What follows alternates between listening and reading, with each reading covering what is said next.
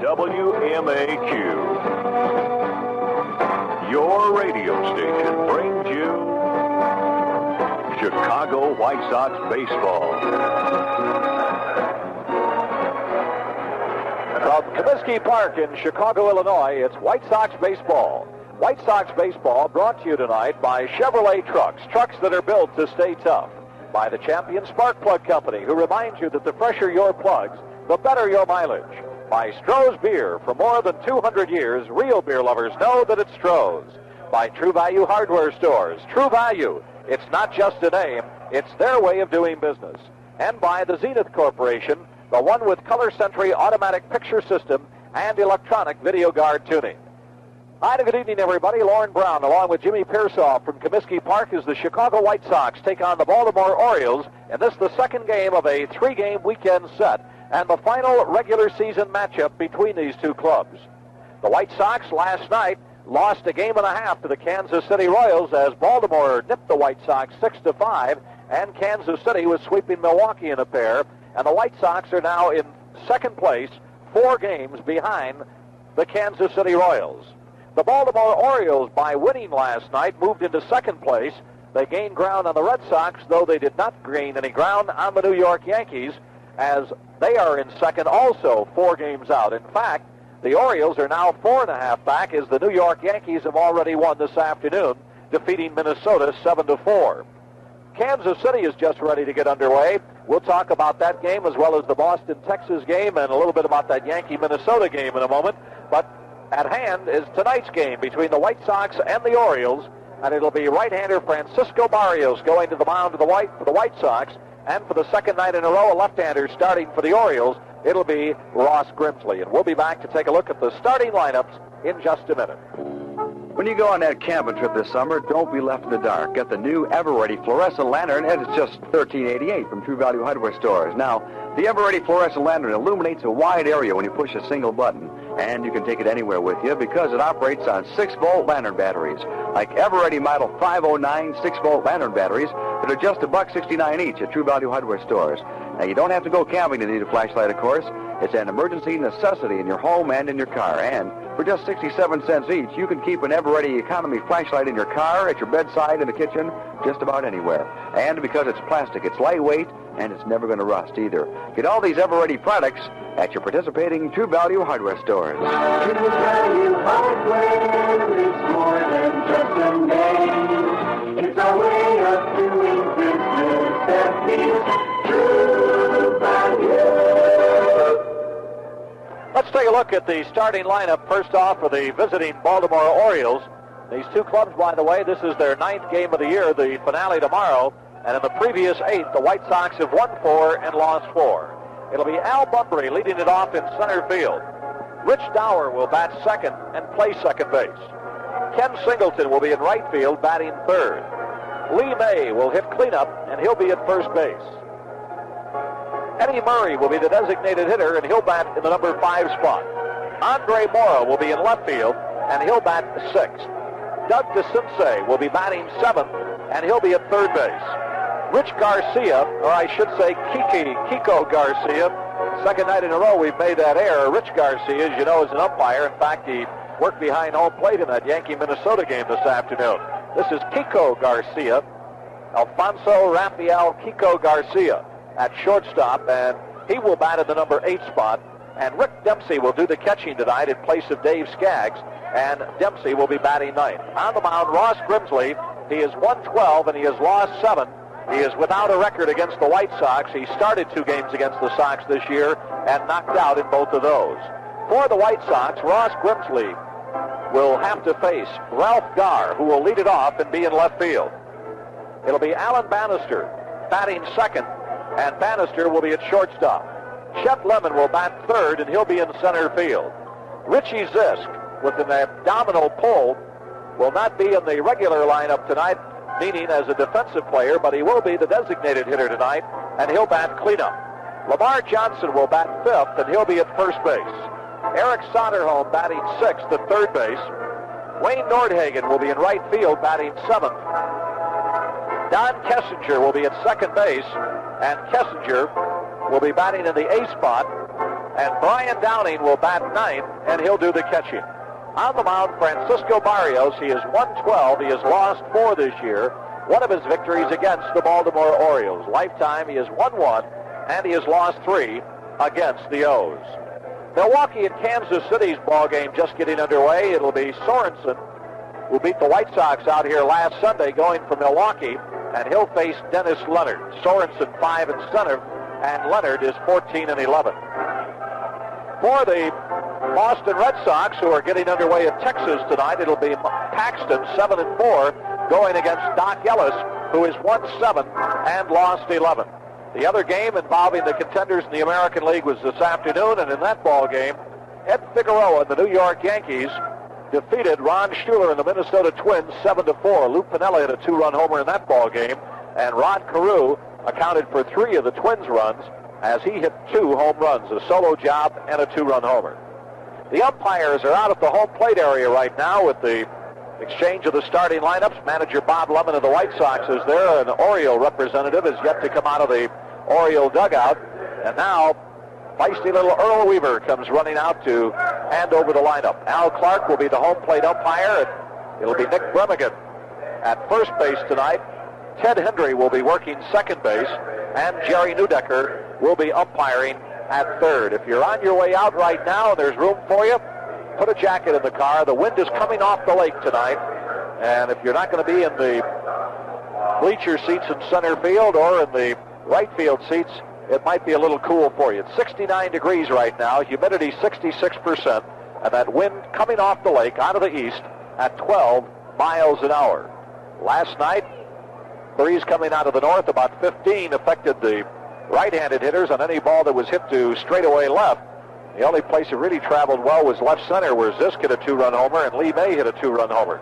And tonight may have a little bit of an effect on the left-handed hitters. In other baseball today in the American League, Seattle defeated Toronto 6-2, and Detroit defeated Oakland 10-8. Tonight in a game that's already underway, they're at the end of 3, and the Cleveland Indians are beating California 2-0. Well, that California club has been in a real slump. They've lost 6 in a row. Oakland, who had been winning a lot, they had won 6 in a row, 7 out of 8, now have lost 3 of their last 4 ball games. In the National League, San Francisco defeated the Cardinals 6-5 in 14 innings. The Mets knocked off Atlanta today 9-1.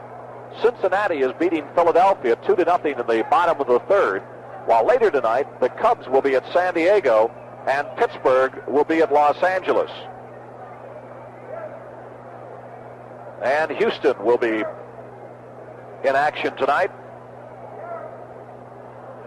as they will be up at Montreal. That game should be underway right now. Don't see anything on the ticker. And would you believe the collegiate football season has already started? Another big game in Illinois would have been Illinois State, Eastern Illinois. I haven't seen anything on that. We just look at the ticker.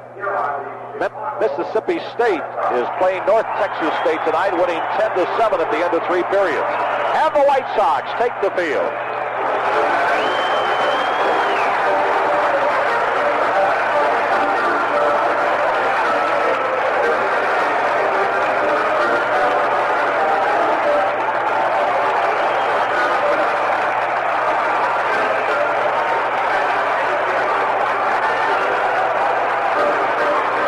Sox getting a standing ovation here. That Montreal game is underway. Montreal leading Houston 2-0 at the end of 3. Let's switch to Bob Finnegan. Ladies and gentlemen, please rise and join at the microphone behind home plate 15-year-old White Sox fan Scott Spirka of Timothy Christian High School, Elmhurst, in our national anthem.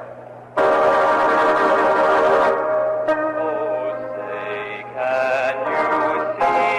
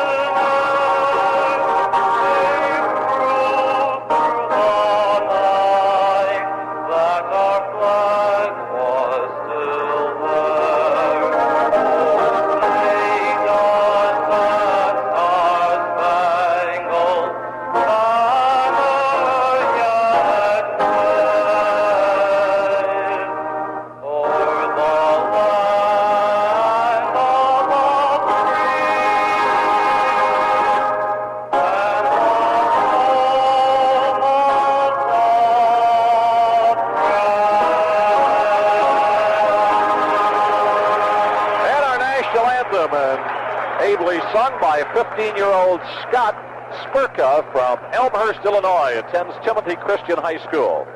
This program is authorized under broadcasting rights granted by the Chicago White Sox solely for the entertainment of our audience. Any rebroadcast or other use of this play-by-play description in the account of this game without the express written consent of the Chicago White Sox is prohibited. Harry Carey, Jimmy Pearsall, and I are employees of and are paid by WMAQ Radio for our play-by-play descriptions and accounts of these games. WMAQ and the Chicago White Sox share mutual rights of announcer approval. Francisco Barrios out on the mound getting in his warm-up tosses with Brian Downing. Defensively, Lamar Johnson at first base again tonight. Don Kessinger is at second. Alan Bannister, who is celebrating a birthday tonight, 26 years old.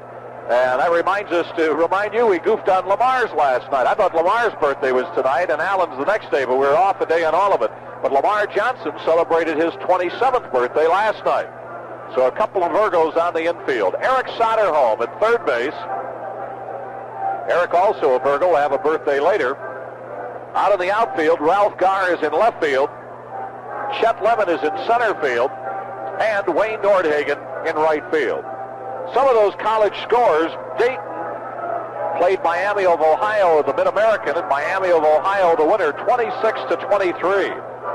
Central Michigan leads Alcorn State 39-7 at the half. That's Chris Knapp's alma mater. In a final, Kentucky State defeated Hillsdale 33-14. And Missouri State defeated Chadron State 9-6. So college football is underway, would you believe, already? You get that Eastern Illinois State score, we'll pass it on to you. All right, we're all set for baseball. Al Bumbry leads it off, hitting .292, 3 homers, 29 RBIs, and he takes the ball outside. Bumbry 0 for 4 in the ball game last night. Right-hander ready. Here's the pitch, and it's ball 2. Bumbry will be followed by Dauer and Singleton.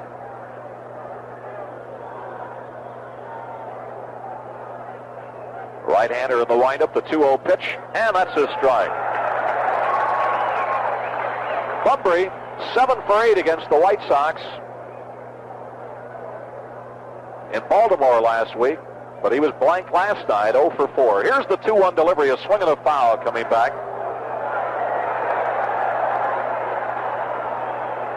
So it's even up 2-2.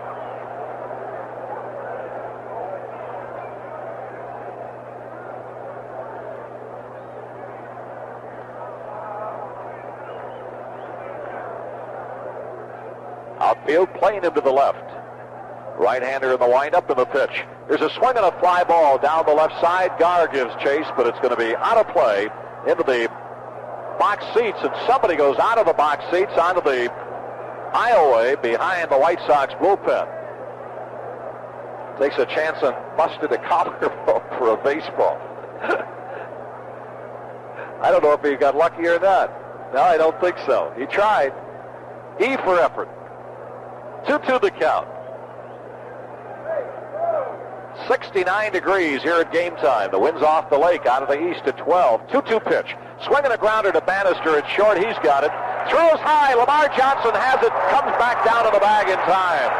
Lamar leaped up, and he came back on the bag in time to retire Mr. Bumbry as Allen's throw was high.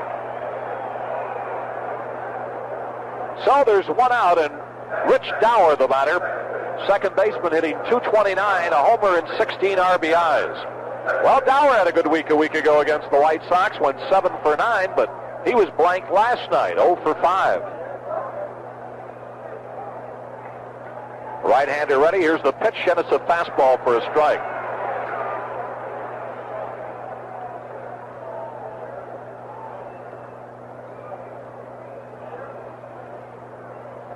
Here's the pitch, and it's outside.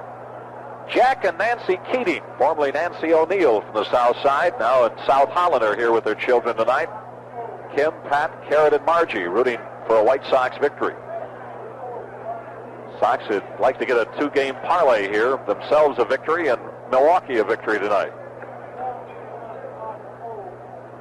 Right-hander in the windup. Here's the 1-1 pitch, and it's low ball. Sox have lost a couple of games in the standings the last couple of days, with being off and Kansas City winning on Wednesday night, and then Kansas City gaining a game and a half last night. So that's 2 games that the Sox have lost in the last couple of days. Here's the pitch, and it's outside a ball. 3 balls and a strike.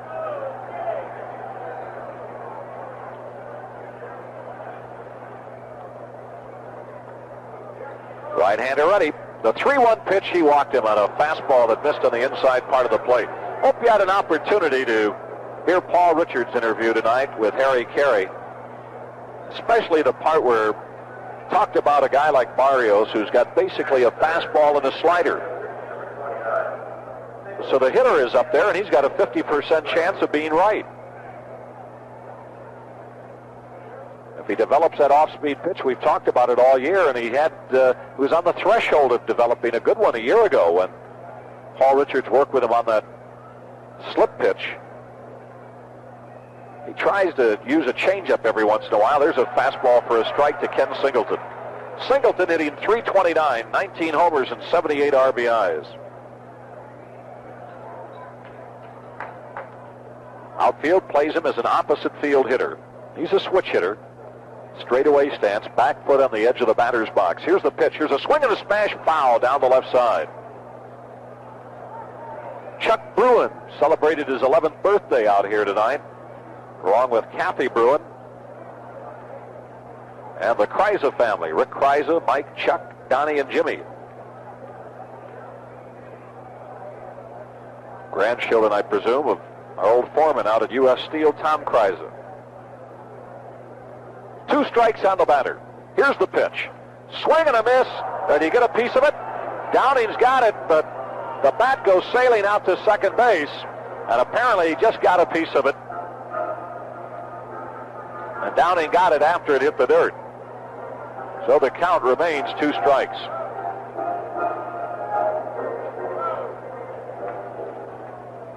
Ken Singleton, the batter.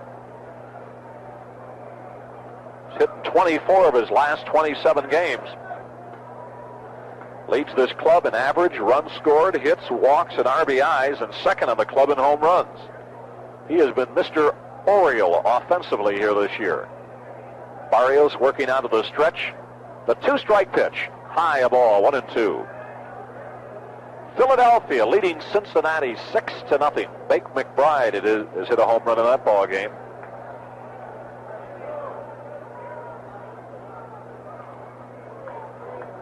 Right-hander ready. There goes the runner. He stops. 1-2 pitch low. Ball 2. Philadelphia with a 6-game lead over the Pirates. The Dodgers with a 9.5-game lead over Cincinnati. The closest races are in the American League. New York, as of game time, 4.5 in front of Baltimore. Kansas City, 4 games out in front of the White Sox. Barrios ready. The 2-2 pitch. Just missed on the outside corner of ball. So after being out in front of Singleton, 0-2, the count is full, and Dauer most likely will be off. There's 1 out. Jim Frey doing the coaching down at first for Earl Weaver's Orioles, and Cal Ripken coaching at third.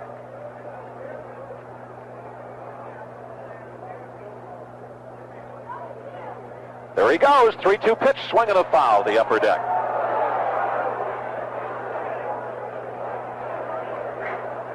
The Orioles hitting .254 as a club. They've hit 112 homers, driven in 523 runs. They have won 3 more games than the White Sox and lost 2 less than the Sox. There goes the runner, 3-2 pitch, swing and a grounder, right side, but the umpire says the ball hit him and then went out into fair territory, so Singleton remains alive, and Dauer goes back to first. That may be a break for the White Sox, because it appeared that Dauer would have easily advanced to second, and it would have been a bang-bang play to get Singleton at first. Singleton's shaking off the effects of getting hit with that batted ball. Now he's ready, steps back in the box. If you split the batter's box right down the middle, that's where he's at. You break it in half. That's where his front foot's at, with the back foot being on the back line. There goes the runner. 3-2 pitch, foul back straight to the screen. So he has his front foot virtually in the middle of the batter's box, with the back foot right on the end line with a straightaway stance as a left-handed hitter. As a left-handed hitter this year, he's hitting .329. Take that back, .298. Overall, he's hitting .329, but .298 is a left-handed hitter. The 3-2 count again. Swinging a base hit up the middle. Here comes Dauer going on to third, and the Orioles have runners at first and third with one out.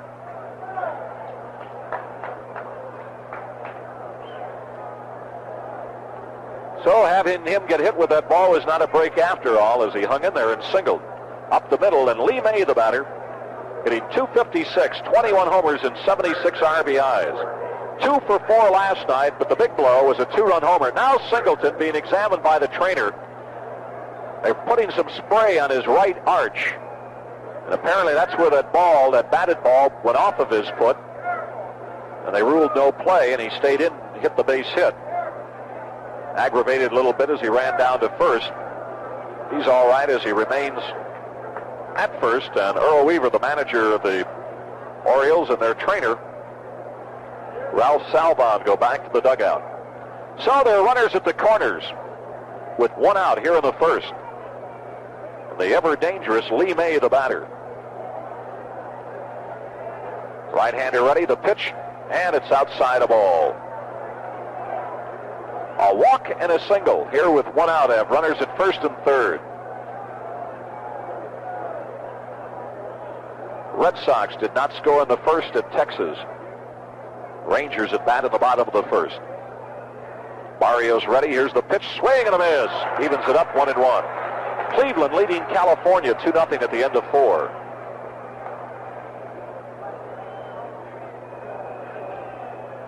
The Phillies in leading Cincinnati 6-0.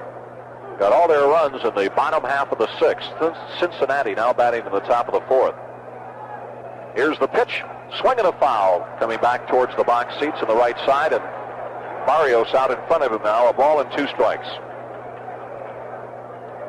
Rudy May expected to be going tomorrow, and the White Sox will be sending Steve Stone. It's Jacket Day.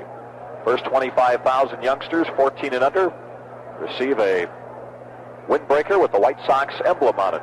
Here's the 1-2 pitch. Swing and a smash. Foul down the left field line. Just barely. That would have scored a pair. Francisco Barrios. He has a better record than he has been pitched. Let me rephrase that. His record is better than his performances. He has won 12 and he has lost 4. He's got a 3-game winning streak, but been in quite a few ball games where he has not had the decision.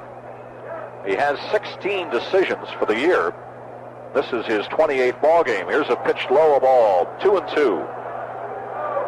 Earned run average of 4.27. He has almost a 2-to-1 strikeout to walk ratio. He's walked 50 and struck out 98 coming into tonight's game. Last outing was against Milwaukee last Saturday night, and he was not the pitcher of record. Sox won that game as Chet Lemon hit a 3-run homer in the latter innings. 2-2 pitch. Struck him out. Lee May stands in the batter's box. Now he leaves as he just caught the outside corner.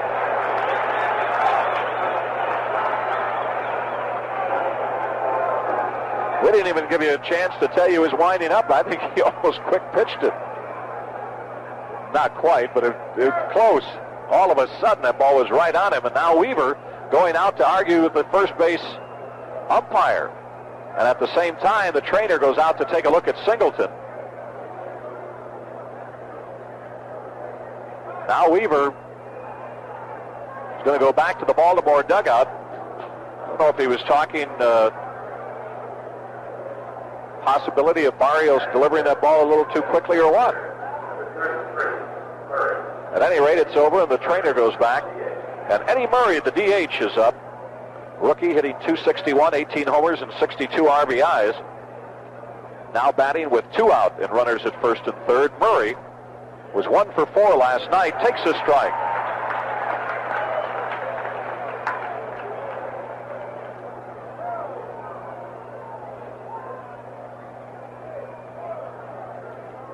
One strike on the batter. Dauer at third, Singleton at first. We're in the first. Right-hander ready. Here's the pitch. Swing and a foul coming upstairs off a fan's hands. And he's out in front of him, 2 strikes. Milwaukee did not score in the first. Kansas City at bat against Larry Sorensen.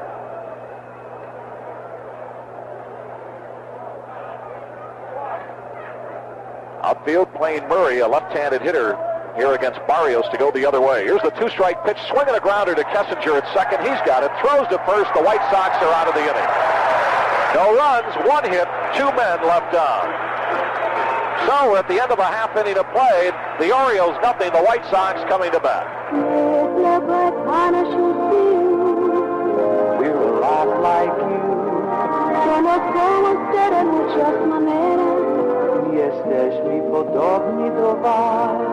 We are a lot like you. We feel the thrill of Comiskey Park as the White Sox slug their way to the American League pennant.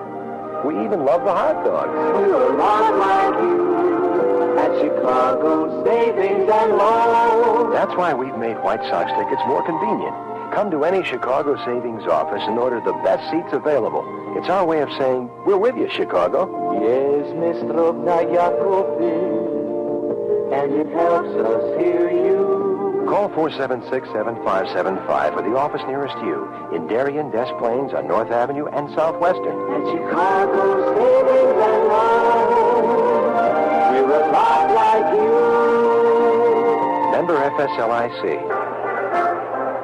Warren Brown back at Comiskey Park as we go to the bottom of the first inning. The White Sox will send Ralph Garr, Alan Bannister, and Chet Lemon to the plate to face left-hander Ross Grimsley. Former Cincinnati Red is making his 3rd appearance against the White Sox this year. He's been knocked out of the other 2, but did not get the decision one way or the other. He has won more games this year than he did in either of the past 2 years. He won 10 2 years ago and 8 a year ago. This year he has won 12 and lost 7 with an earned run average of 3.62. Well, Western Union, who gave us a 6-0 Philadelphia score over Cincinnati, now reports that Cincinnati got 2 runs way back in the first. So it's 6-2 Philadelphia. The weekend crew is on tonight. Oh, we're going to be prepared for a lot of changes. Ralph Garr leads it off. Ralph had a great night last night. He was 2 for 3. He scored 2 runs, but he was leading off an inning on 4 different occasions, and he got on base every time. And he takes the first pitch of all. Rick Dempsey doing the catching tonight for the Orioles. Grimsley goes into the windup and the pitch. And that's a strike in the outside corner. Lee May down at first, Rich Dauer at second, Kiko Garcia at short, and Doug DeCinces at third. Andres Mora in left, Al Bumbry in center, and Ken Singleton in right. Here's the 1-1 pitch, swinging a grounder up the middle. Dauer to his right, knocks it down, gets up, but he does not throw. And there, Kiko Garcia ran over and waved his arms, telling him not to throw the ball.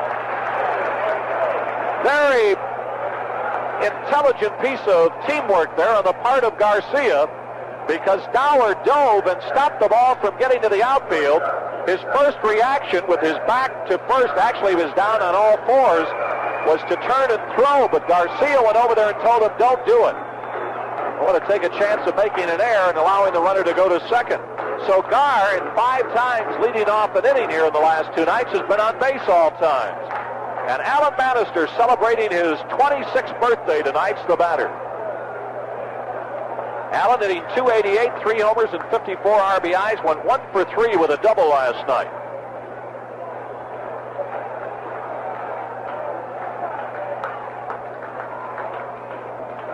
Left-hander tosses over to first, the runner back. Vinny Minoso doing the coaching at first, Bobby Knopp coaching at third.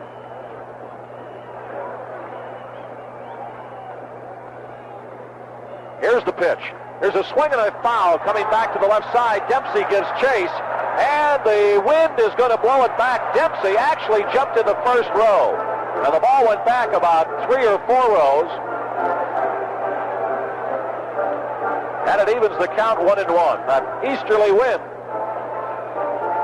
helped the White Sox that time. Let's see, other football news.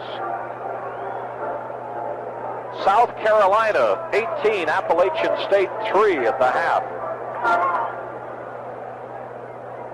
Montreal leading Houston now 4-1 at the end of 4. Texas did not score in the bottom of the first. No score, Boston and Texas there in the second. 1 ball, 1 strike to Bannister. Garr with the lead. Here's a toss over there, and he's back at first. Outfield, playing Allen to go with the pitch. As a right-handed hitter, expecting him to pull the ball, and a swing and a miss. Strike 1. Singleton plays him straight away in right, as does Mora in left, but Bumbry over in left center. Playing him to pull the ball. A big hole in that right side, holding the runner on. Here's the 1-2 pitch way outside of ball. Gets away from Dempsey a mite, but not far enough to allow Garr to advance. Hume has come on to pitch for Cincinnati in the 5th.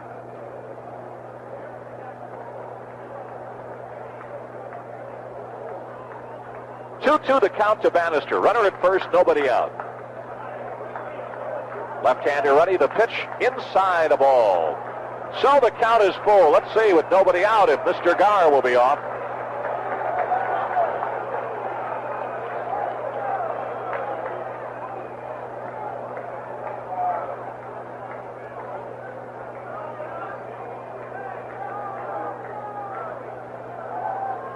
Grimsley with both hands on his knees, looks in. Now he's ready after getting the sign. Throws over to first, and Garr is back. No indication whether Ralph was leaning or not.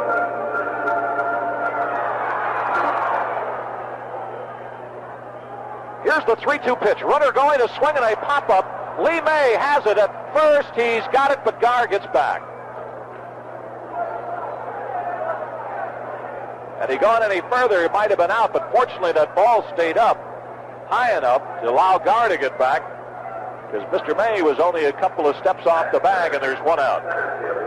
As Bannister fouls out to Lee May, the first baseman. Chet Lemon, the batter, hitting .276, 18 homers, and 59 RBIs. Chet 0 for 2 last night. A couple of sacrifice hits aiding the Sox cause. Now he calls time, steps out of the box.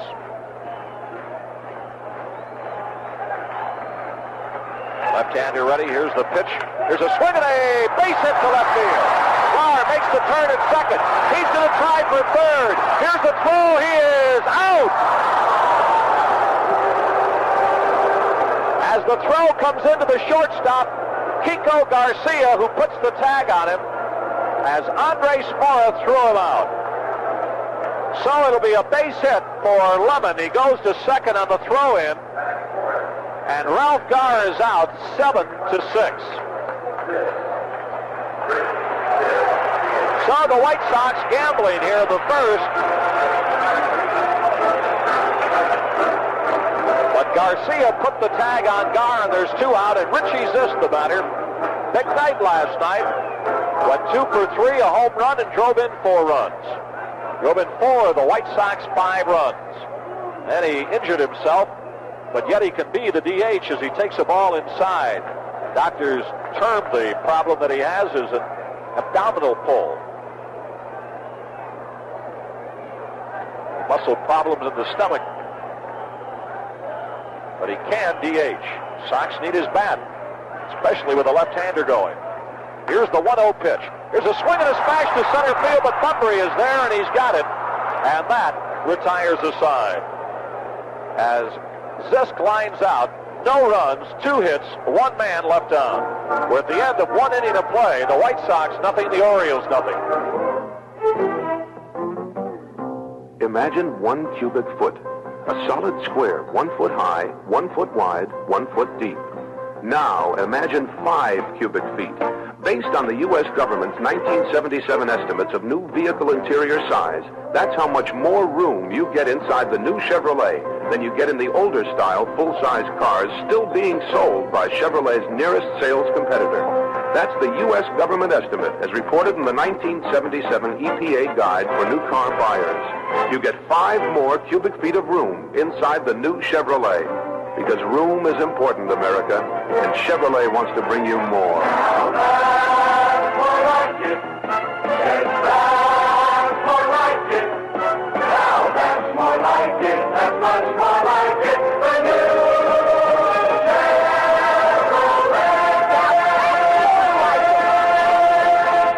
This is WMAQ Chicago. WMAQ. Mark Brown back at Comiskey Park as we go to the second inning. No score in the ball game for Baltimore. It'll be Andres Mora, Doug DeCinces, and Kiko Garcia.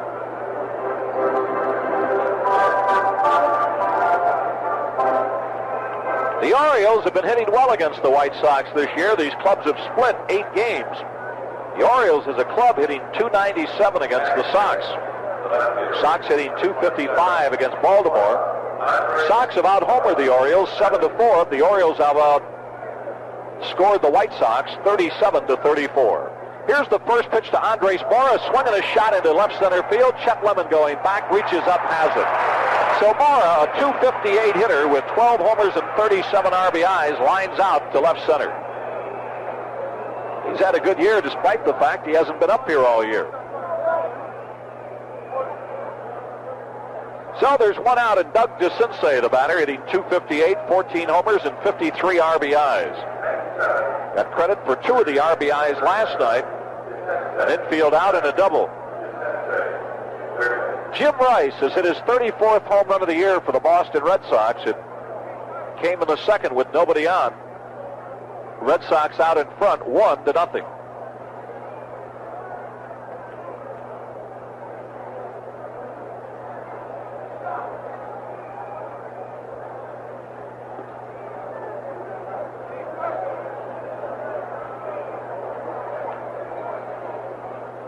Here's the first pitch. Now the second pitch is low ball after the first pitch was low. So it's 2-0 to DeCinces. Right-hander ready. Here's the pitch. Here's a swing and a smash into left field, a base hit. Ralph Garr coming over to cut it off. He's got it. DeCinces trying for 2. The throw. He is out. Ralph Garr throwing out DeCinces at second as both clubs gambling early here.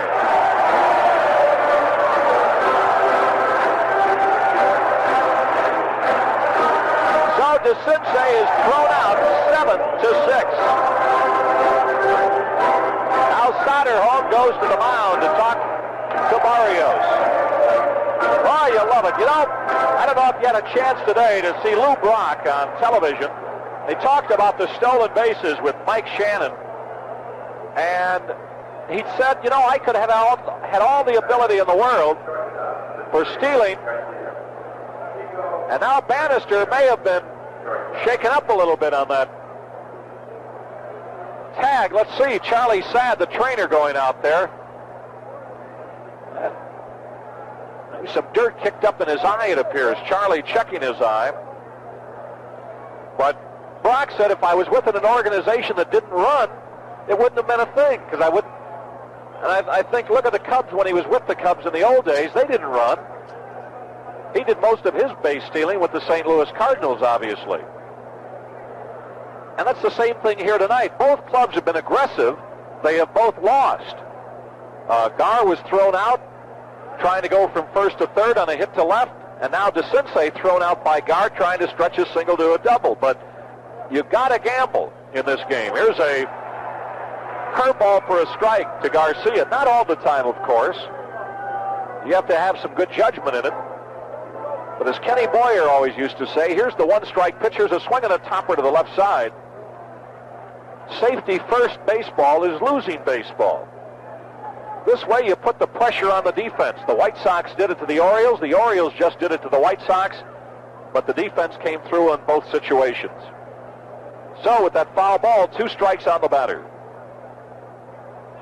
Kiko Garcia hitting .212, a homer and 7 RBIs. Here's the pitch. Swinging a foul back to the screen. And we understand from the gal down at Western Union, the regular crew's working tonight. Well, that's good.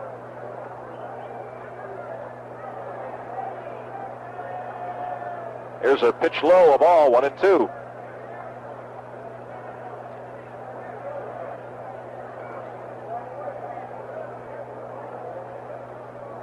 One ball, 2 strikes to the right-handed hitter. Barrios in the windup delivers, and it's outside a ball.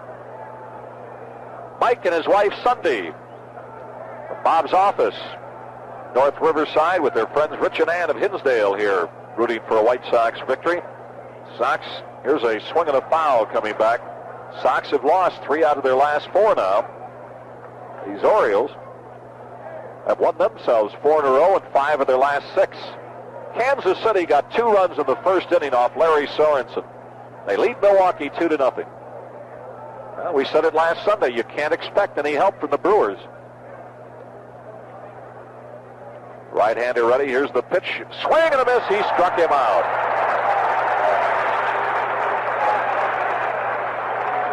So in the inning, no runs, 1 hit, nobody left on. We go to the bottom of the second. The White Sox, nothing, Baltimore, nothing. That melody you hear says that pleasure's near. From one dear lover to another strolls. So play that friendly sound. Pass that great taste around. Real dear lovers know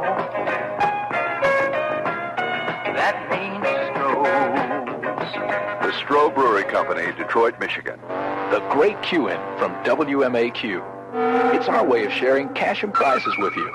The winning is easy. Just listen for your chance to call in and win color TVs, $50 bills, and much, much more. The Great Q-In.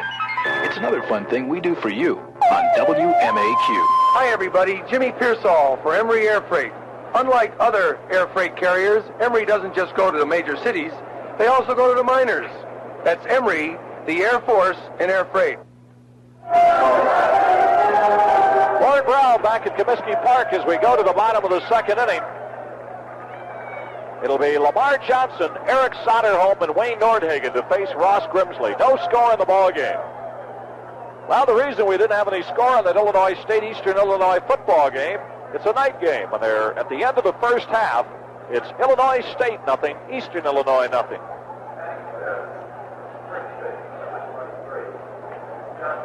You know, we're talking about not being able to look for any help. You have to look for some at certain points in time, but yet you really can't expect any help from Milwaukee. They have been in a horrendous slump. They've lost 8 of their last 10. The White Sox dropped them 2 out of 3 here last weekend. As Lamar Johnson steps in, turned 27 years old yesterday, hitting .318, 16 homers, 54 RBIs, takes the ball. But the Royals playing Milwaukee this weekend, then they've got Seattle next. Here's the 1-0 pitch, and it's a strike. 1 ball, 1 strike. Kansas City will have 4 games against Seattle next week. Here's a pitch low, a ball, and 3 against Minnesota. So they've had 8 games in a row with Milwaukee and Seattle. So you just have to, here's a pitch inside a ball, keep winning to make sure you don't lose too much ground to them, because you know in those 8 games, they got a good chance of winning 6 out of 8, especially when they play them at their ballpark. Here's the 3-1 delivery inside a ball. He walked it. And the White Sox, for the second straight inning, get their leadoff man on.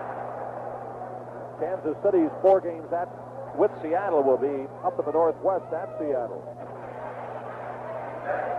So Eric Soderholm, the batter. Eric hitting .288, 22 homers and 61 RBIs. Looking for his first hit here in this series after going 0 for 3 last night. Outfield plays him around to the left. Grimsley ready to pitch outside a ball. Next weekend, Kansas City will be playing the Twins 3 games. White Sox next week with 10 games. 4 with Oakland, 6 with California. Left-hander ready, the 1-0 pitch. There's a swing and a long drive, way back. Bumbry going back near the wall. He's got it up against the fence. And Lamar Johnson has to come back. He was about a foot away from the wall, 375 feet to left center field. To haul it in, and it goes as a long out. Boy, he jumped on a breaking ball and came very close to getting it out of here. So there's one out, and Wayne Nordhagen, the batter. Nordhagen hitting .316, 2 homers and 13 RBIs. Wayne went 1 for 2 out here last night. So Lamar Johnson down at first with 1 out now. Here's the pitch. Fastball low, inside, ball 1.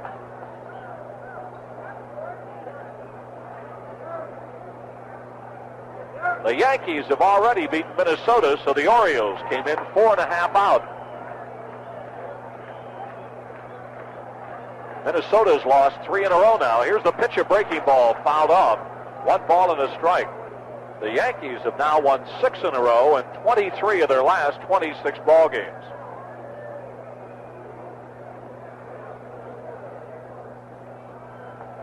Here there's no score. We're in the bottom of the second.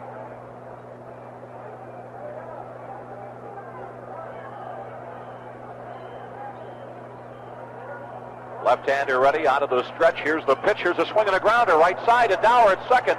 Goes to the shortstop for 1, the relay. In time, a double play. So that goes 4-6-3 and retires the side. No runs, no hits, no errors. Nobody left on. We're at the end of 2 here at Comiskey Park. The White Sox nothing, the Orioles nothing.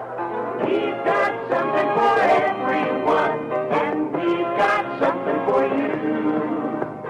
We've got everything under the sun, and we got something for you. See your Zenith dealer and take a look at the picture you get on a Zenith Chromacolor 2 with EVG, electronic video guard tuning. Now, EVG helps keep the Zenith picture sharp and clear for years to come, not just when your TV set is brand new. With EVG, you get direct, positive signal reception every time you select a channel. Zenith electronic video guard tuning is featured on selected models in every Zenith screen size category. Why don't you stop by your Zenith dealer and ask for a demonstration of EVG, electronic video guard tuning. We've got something for everyone, and we've got something for you. Come on by and join the fun, and we've got something for you. Warren Brown back at Comiskey Park as we go to the 3rd inning. There's no score in the ball game. Francisco Barrios on the mound will face Rick Dempsey, the number 9 hitter in the order. He'll be followed by Al Bumbry and Rich Dauer. Kansas City batting in the bottom of the 2nd leads Milwaukee 2-0. Boston batting in the top of the 3rd lead the Texas Rangers 1-0. Ninth batter for ball. The White Sox, of the top 4 teams in the Western Division, the Sox have 6 games remaining with the top 4, and they're all one club, Minnesota. 4 games here at Comiskey Park when we come off that Western road trip on Monday night, the 12th of September, then the 13th, 14th, and 15th of September. Minnesota, or rather Texas, has 7 with Minnesota. That's the only club they play in the top 4. Here's a check swing and a ball outside. And the only team that Kansas City plays in the top 4 the rest of the way is Minnesota. They play them 5 times. And Minnesota obviously plays everybody. Here's the pitch. Swing and a miss. Rick Dempsey's been hurt a lot this year. .222 hitter, 3 homers, 33 RBIs. He came off the disabled list, as you know, a couple of weeks back, and that forced the retirement of Brooks Robinson. Here's a pitch outside, a ball, 1-2. So Minnesota has to play everybody. Kansas City 5 times, the White Sox 6 times. Here's the pitch. There's a swing and a fly ball to left field. Garr coming in. He's there and takes it for the first out. So there's 1 out. And the batter is Al Bumbry, who grounded out to short his first time up. Minnesota will play Kansas City 5 times, the White Sox 6 times, and Texas 7 times. So really they have their own fate, or I should say their fate in their own hands. With the White Sox and are subject to not only what they do, but what others do against their opposition, with the exception of those few games against the Twins. Here's a swing and a foul out of play.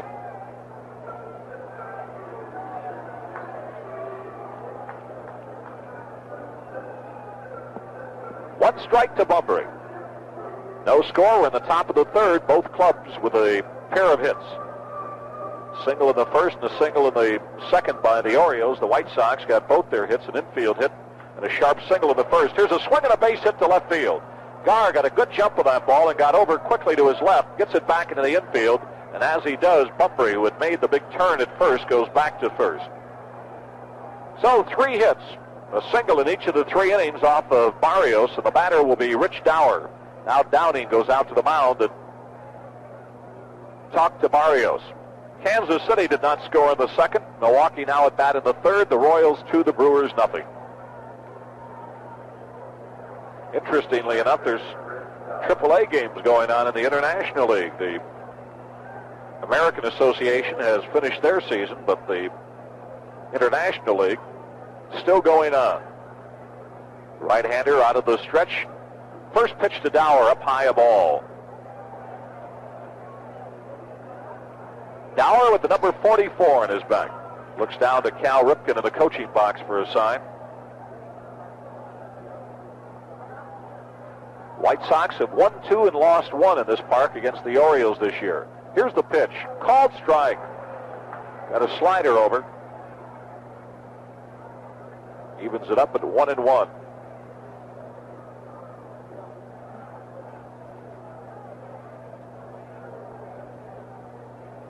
Right-hander ready. The pitch, swinging a grounder to the left side. Soderholm charges. He's got it. His only play at first. He got him.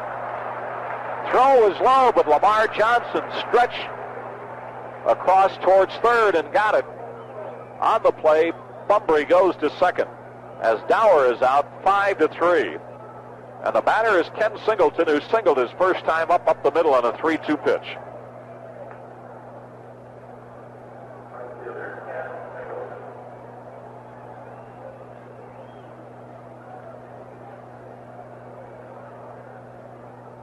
Singleton batting from the left side. He hurt himself in that first inning when he fouled a ball off his right arch.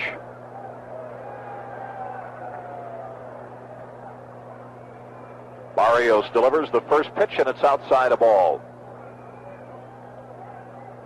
Tomorrow afternoon, we'll conclude this 3-game set with a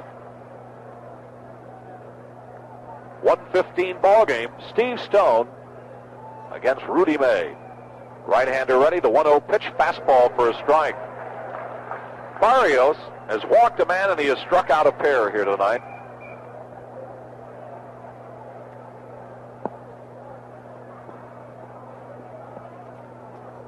Has a runner in scoring position with 2 out. And a 1-1 count to Singleton. Right-hander delivers the pitch, just missed on the inside part of the plate, 2-1. Singleton, as we mentioned to you in the first inning, Mr. Offense on this club, is en route to his best season ever in the major leagues. Right-hander ready, the 2-1 pitch, called strike in the outside corner. He hit .302 for his best batting average with Montreal in '73. Same year, he had 23 homers and 103 RBIs. He may well surpass the home run mark and could well surpass that RBI mark. Right-hander ready, the 2-2 pitch. Swinging a foul ball coming back and out of play, may reach the roof, and it does.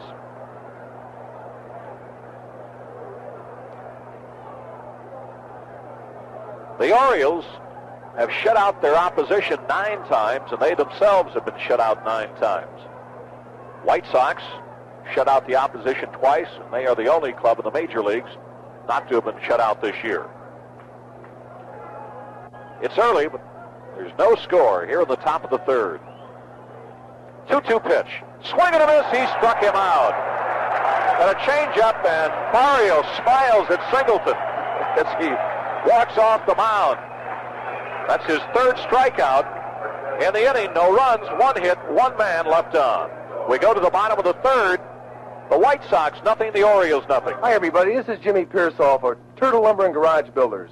They're one of the fastest-growing garage builders in the Midwest. And there's a reason for this growth. They build quality garages for reasonable prices. Turtle garages are professionally designed and built with only the best materials, finest craftsmen, and thorough attention to details.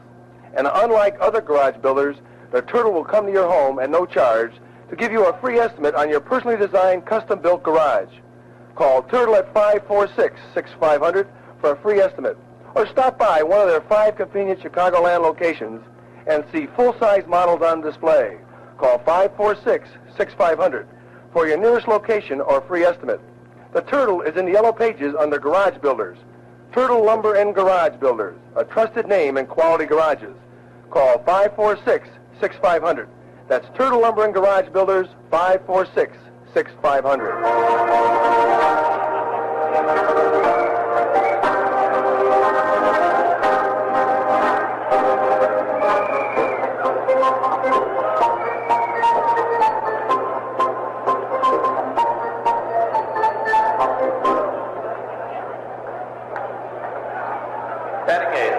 Second baseman, number 30, Kessinger. Don Kessinger, second base. Lord Brown back at Comiskey Park as Don Kessinger gets a big hand as he leads it off, and the first pitch is a strike in the outside corner. Kessinger hitting 133, no homers and no RBIs. Donnie has been more effective as a hitter from the left side for the White Sox opposed to from the right side. Here's the pitch way high a ball. He's only had 1 hit in 16 times at bat as a right-handed hitter, 3 hits and 14 times at bat as a left-handed hitter. Here's the 1-1 pitch, swing and a miss. His former teammates, the Cardinals, got beaten 14 today, 6-5 by San Francisco. Keith Hernandez hit a grand slam home run in a losing effort. Here's the 1-2 pitch to Kessinger, outside a ball. He'll be followed by Downing and Garr. 2 balls and 2 strikes.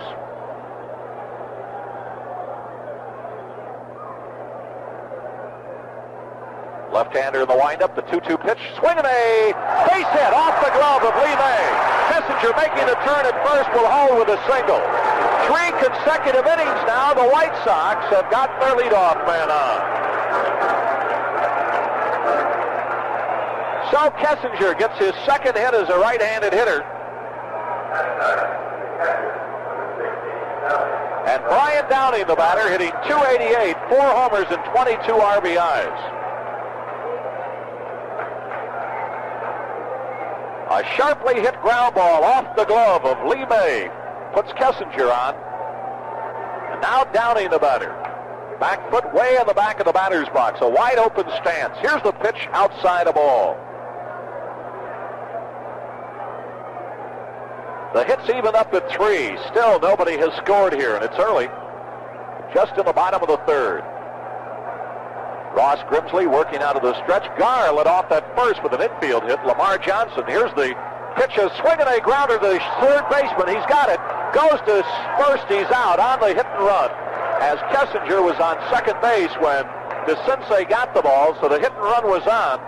And Downing grounds out to third, advancing the runner to second base. So a runner in scoring position for the second time tonight. First time they have been so with less than 2 out. And Ralph Garr, the batter, got an infield hit his first time up. He led off the first with that infield hit. Lamar Johnson led off the second with a walk. Now Kessinger has led off the third with a single and advanced to second on a ground out.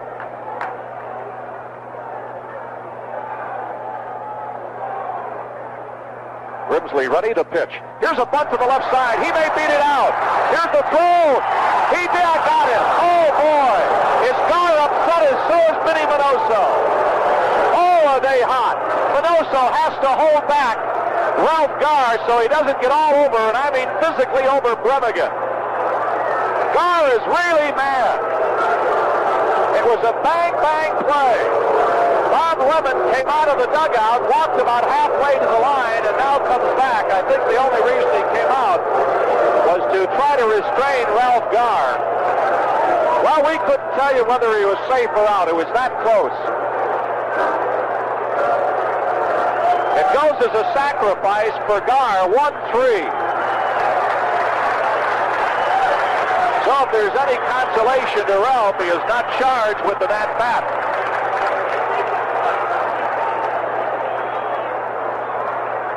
According to the TV replay next door, they had him beating it out.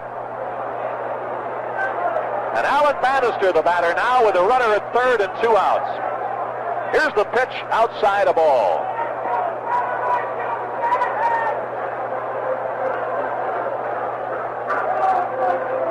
So Kessinger's down at third. 2 outs now. Bannister fouled out his first time up. Here's the pitch. Low, ball 2.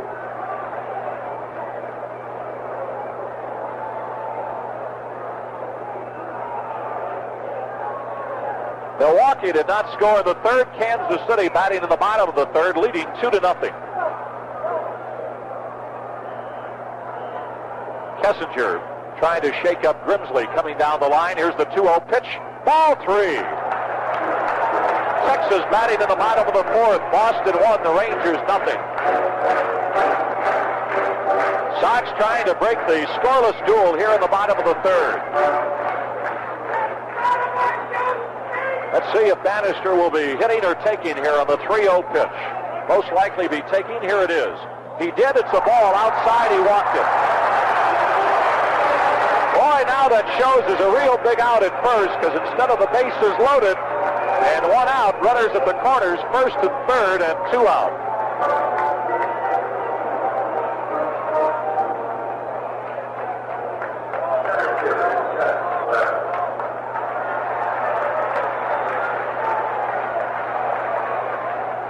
So Chet Lemon's the batter. He singled his last time up. Runners at first and third. 2 good base runners on. Bannister at first, Kessinger down at third. Here's the pitch. Inside a ball. Grimsley has thrown 5 straight bad ones.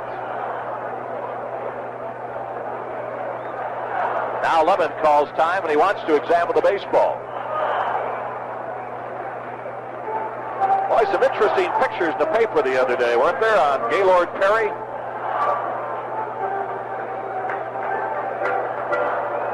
Having appeared to be some tube of sort to help him on a grease ball if indeed he throws it. Here's the 1-0 pitch on a curveball, a swing and a foul.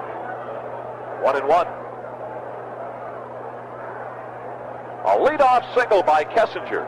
On the hit and run, Downing grounded out, but Kessinger made it to second. Garr bunted one down. Looked like he might have beaten it out, but he was called out. He awarded a sacrifice, and now Bannister is walked. And Chet Lemon, the batter, with a 1-1 count on him.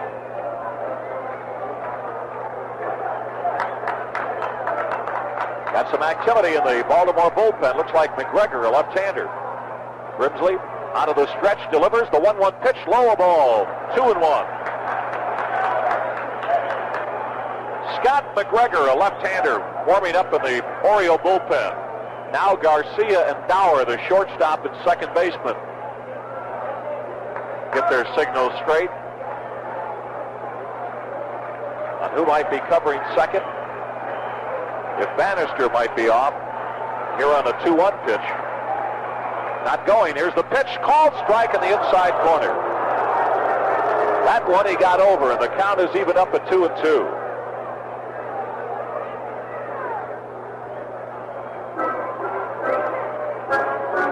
Richie Zisk in the on-deck circle. Lemon like to keep this inning going. Allows Zisk to come up with people on base.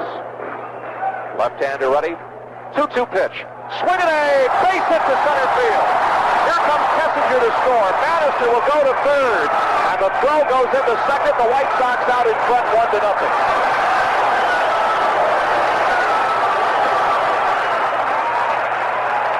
And here comes George Bamberger, the pitching coach.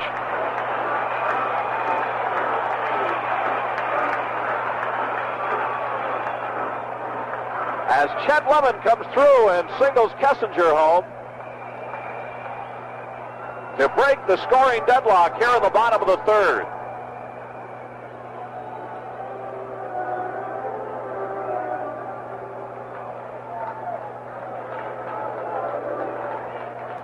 So Richie Zisk, who lined out to center field his first time up, the batter.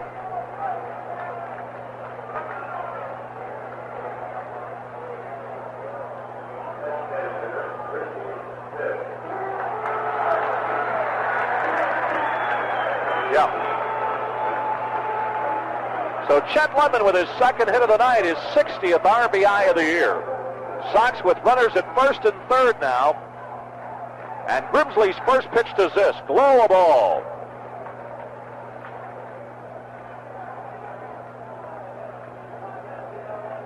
Alan Bannister down at third.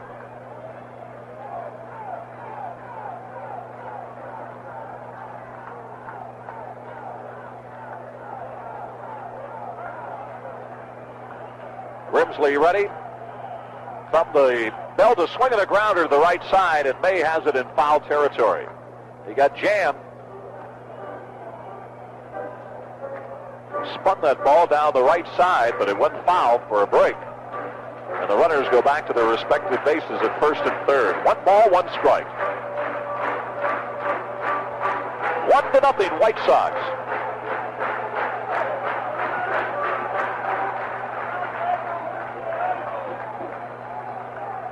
Grimsley ready. 1-1 pitch. Inside and low, a ball, 2-1.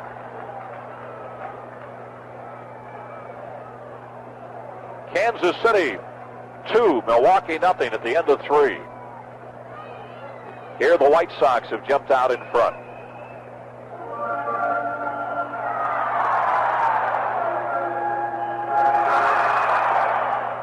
Left-hander ready.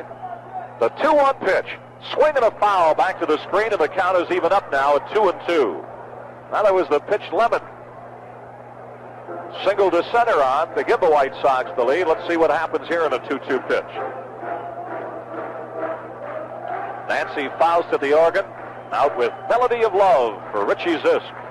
Zisk, by the way, be playing the accordion out here on Polish night in the next homestand. Here's the 2-2 pitch. Swinging a grounder foul to the left side. Richie right now has 89 RBIs, which ties him with his season total of a year ago for the Pirates. So he's already surpassed last year's efforts while with Pittsburgh. Big league high is 100 RBIs. That was in 74 with the Bucks. He's the first player since, and will be the first player since Ken Henderson drove in 95 runs in 74 to drive in 90 or more for a White Sox player this year. Here's the 2-2 pitch. Inside a ball he just missed. Grimsley's a little upset. He thought he had him on the corner, and the count goes full. So with it, it gives Lemon the opportunity to be off at first here with 2 out. Bannister will tread lightly down the line at third.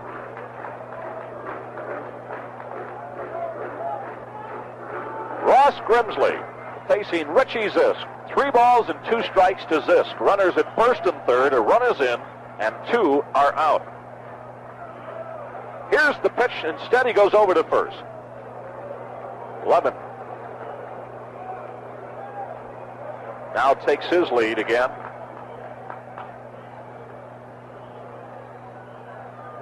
Grimsley off the rubber now. As quickly as he went off, he puts his foot back on it. Here's the pitch. Inside a ball, he walked it. The bases are loaded. So Lemon goes down to second. Bannister remains at third, and Richie Zisk trots down to first, and Lamar Johnson, who walked his first time up, is the batter. And Scott McGregor continues to warm up. Rick Dempsey, the Oriole catcher, out on the mound, talking to Grimsley, and now comes back. That's the second walk in the inning, and the third walk that Grimsley has given up. The White Sox have received a lot of walks in the last 2 nights. 11, as a matter of fact.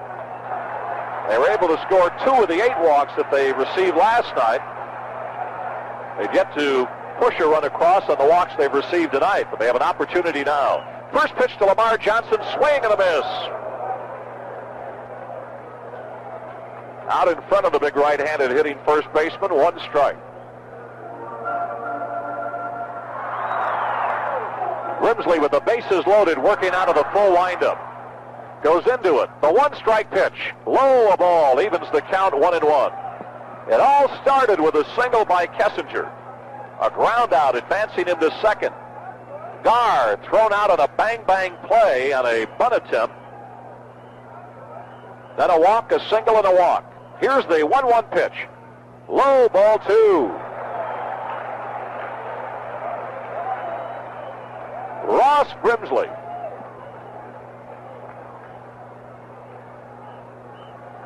Hair in that natural permanent style. On a lot of it. Delivers. Inside, ball 3. 3 balls and a strike to Lamar. A bad one would bring home another run and bring Soderholm up. The 3-1 pitch on the way. Swinging a foul to the left side. So the count is full again. As it was to Zisk.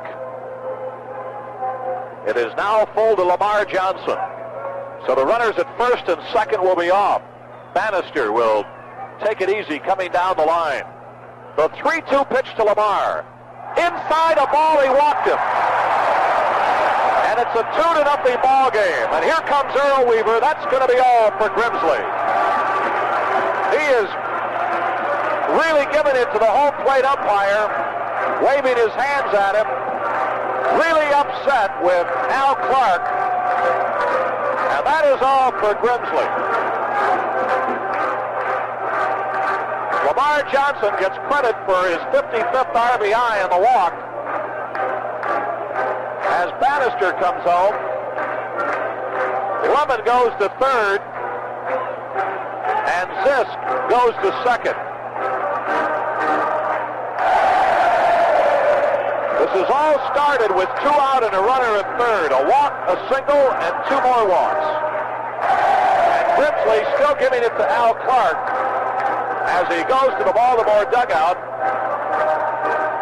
and on into the Oriole clubhouse. So the new pitcher is Scott McGregor, who beat the White Sox a week ago in Baltimore, and he'll face Eric Soderholm.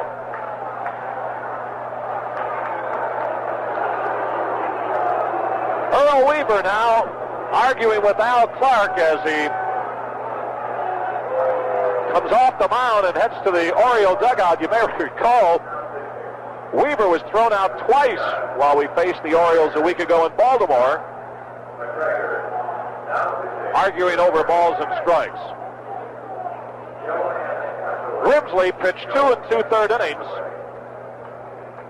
He allowed 2 runs on 4 hits. He walked 4 and had no strikeouts. So he faces replaced by Ross McGregor here. McGregor has won 2 and lost 2 with 2 saves to his credit and an earned run average of 4.55. He's pitched 87 innings, allowed 44 earned runs on 92 hits, 8 of them homers. He's walked 27 and struck out 41. So Eric Soderholm, who hit a shot his last time up that Dauer caught up with near the fence in left center, is the batter. Well, the White Sox had a bad break in the inning when Ralph Garr was ruled out on a bang-bang play on a bunt attempt. But since that time, Grimsley walked Bannister, Lemon singled up the middle, and he walked Zisk and Lamar Johnson. Texas has tied up Boston 1-1. Here's the first pitch to Soderholm. High and away a ball. Chet Lemon down at third. Richie Zisk at second. Lamar Johnson at first. 2 runs are home. Left-hander ready in the pitch. There's a swing and a grounder foul behind Bobby Knopp in the coach's box at third. Evens the count up at 1-1. Sox trying to get a big inning here. They've off to a good start with 2 runs in. Here's the 1-1 pitch to Soderholm, and it's a strike. It hit his bat. Just nicked his bat. That's a bad break. That would have been ball 2, but instead it's 1 ball and 2 strikes.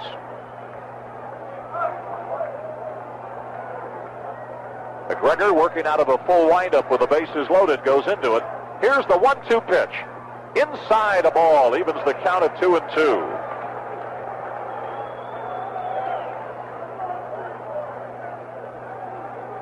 Two balls and 2 strikes to Soderholm. Left-hander in the windup delivers. There's a swing and a foul coming upstairs, and it goes right on the roof. Just above the press box. Wayne Nordhagen in the on-deck circle as Dempsey goes to the mound now to talk to McGregor.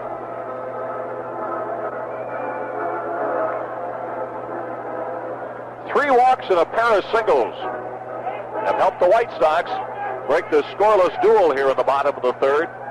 It's the third time this year that Grimsley has been knocked out of a ball game against the Sox. Here's the 2-2 pitch. Swinging a fly ball down the right side, but curving foul and out of play. Down in the aisleway behind the Orioles bullpen. So a 2-2 count to Soderholm, and he has fouled off the last 2 pitches.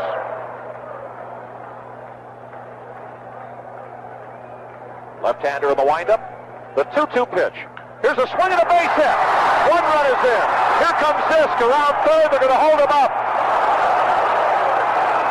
They're still asking for the ball, and it's thrown by the mound. Bobby Knopp, a little gun-shy, I think, possibly, as he held Zisk up.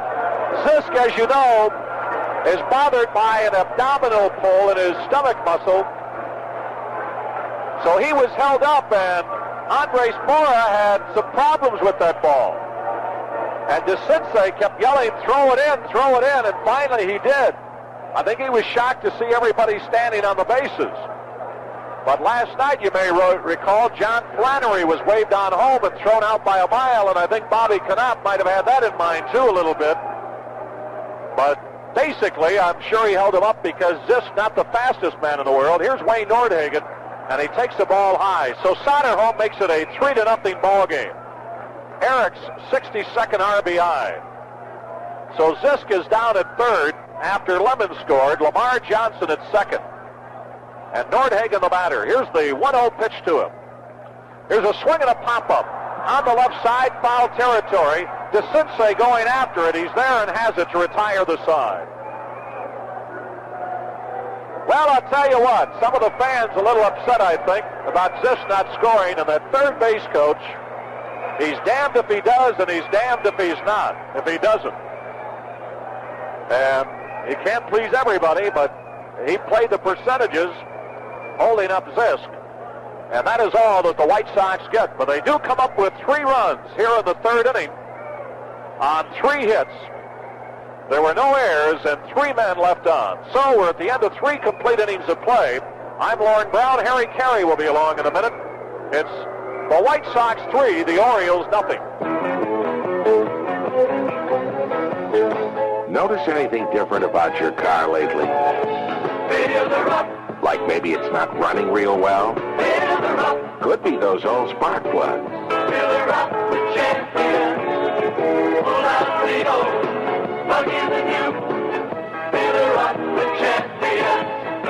If you're waiting for a tune-up to change plugs, you could just be waiting too long. A fresh set of Champion spark plugs alone could give your car faster starts and more passing power. So why wait? Fill her up with Champions, world's #1 seller. Fill her up, Champions. Pull out the old, plug in the new. Fill her up with Champions. Pull out the old, plug in the new. Fill her up with Champions. Harry Carey back at Comiskey Park as we go to the top of the 4th. The White Sox out in front now by the score of 3-0. Here's Lee May to lead it off. Kansas City leading Milwaukee 2-0 in the 4th. Here's a curve low and outside. Lee May was out on strikes in the 1st. My good friend Andy Walzak from Rube's Sportsman's Club in Harvey, Illinois, enjoying the game here tonight. 1 ball, no strikes. May had a cut and fouled it back.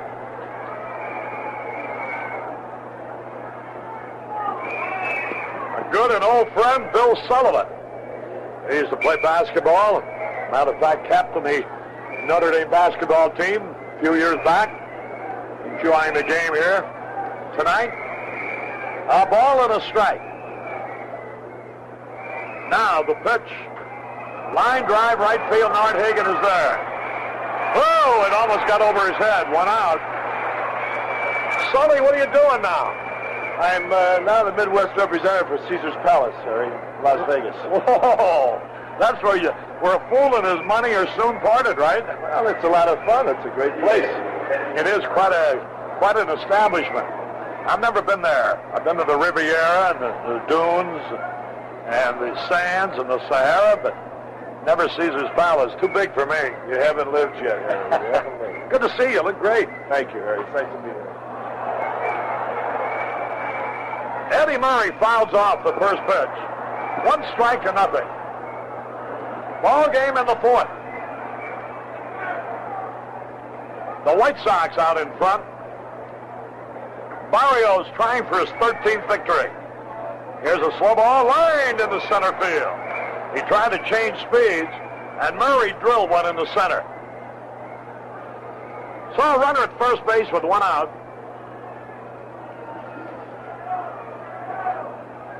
And here is Andres Mora.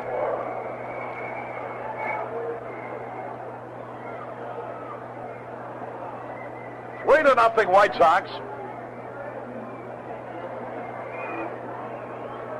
Now Barrios gets set. The stretch, the pitch. Curveball in there, a beauty, a strike called. 1 strike and nothing.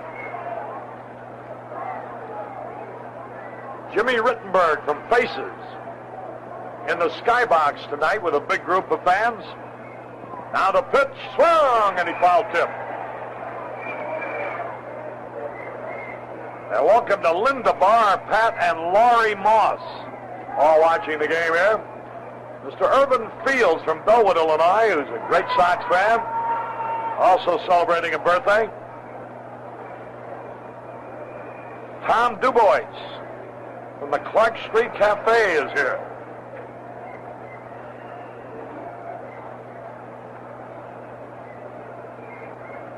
A runner at first, 1 out, ball game in the 4th.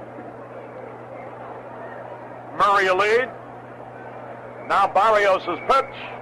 Curve. Breaks low and away. 2 strikes and a ball. The Phillies leading the Reds 8-3 in the 8th. Kansas City out in front of Milwaukee 2-0 in the 5th. Now the pitch, here it is. Throw his bat at the ball as he fouls it off. And Alan Bannister had a sidestep. Came flying through the air. Had he hit the ball as far as he threw the bat, he'd have had at least a double. Runner at first. 1 out. Delightfully cool evening. It's jacket day here tomorrow. Hey, everybody! And you guys and gals, if you're 14 years of age and under, here's the pitch, low, wild pitch, bounces away. Murray going to second base. And the pitcher, Barrios, has to recover the ball. Wild pitch. Yeah, if you're 14 and under, make sure somebody brings you to the ballpark tomorrow. Your mom, your pop, your uncle, your aunt, your friend, whomever. Boy, those are beautiful jackets. They'll be given away free to the first 25,000 youngsters. Now to stretch the pitch. Swung, and he struck him out. Mora goes down swinging.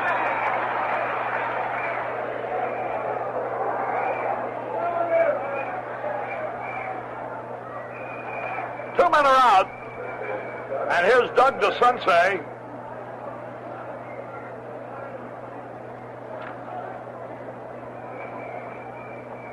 DeCinces single was out trying to stretch into a double on a perfect throw by Ralph Garr. Now to stretch, the hesitation, the pitch, and the slider's a little bit outside. Texas and Boston are tied. 1-1 Texas batting in the bottom of the 5th. Kansas City hitting in the bottom of the 5th leads Milwaukee 2-0. Here's the pitch. Swung and he missed.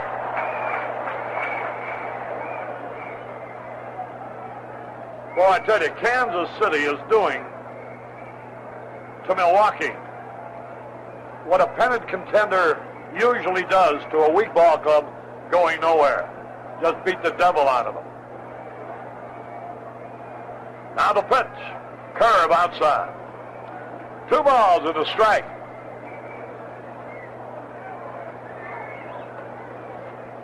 Three to nothing in favor of the White Sox. DeCinces hitting .258. 2 men are out. The pitch. Ground ball to the third baseman. Soderholm has it.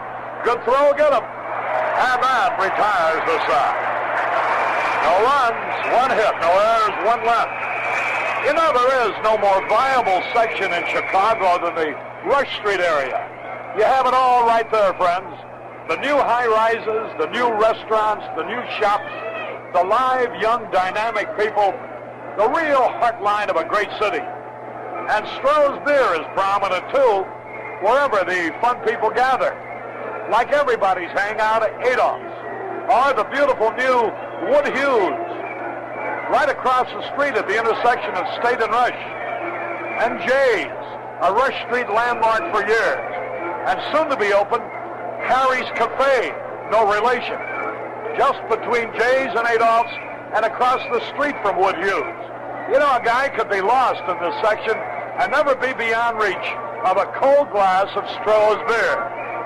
You know, maybe we should call it Stroh's Land. Stroh's, family brewers for more than 200 years. We go to the bottom of the 4th. The score, White Sox 3, Baltimore nothing. WMAQ. We're your radio station, and that means we're always looking for new things to do for you. That's the reason we ask you to call us at 591-4000 and tell us what you want. That's also the reason we bring you the big singers live in concert. It's also why we give away big money and prizes, including color TVs, cars, and stereos. We share the money with you. And of course, we play the music you ask for. And we've got more new things on the way. We're here for you. Your radio station. WMAQ. This is WMAQ Chicago. WMAQ. Harry Carey back in the ballpark.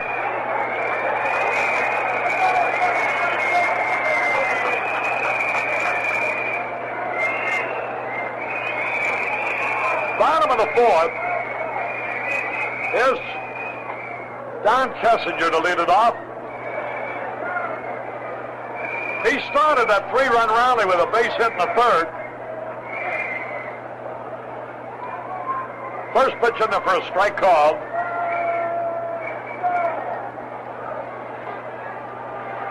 One strike to nothing. Now the wind, the pitch, low and inside. Evens the count. American Legion Post number 261 from Cedar Lake, Indiana is here. A ball and a strike. Now to wind up the pitch. Here it is. Tapped it foul. Scott McGregor. The 3 runs are all charged to Ross Grimsley.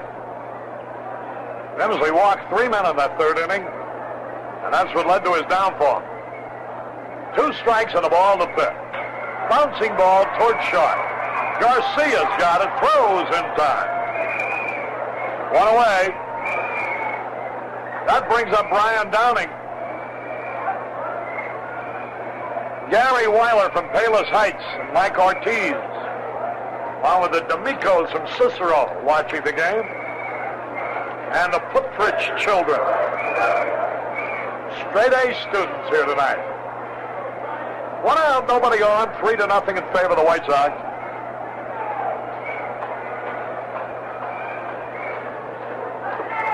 Brian Downing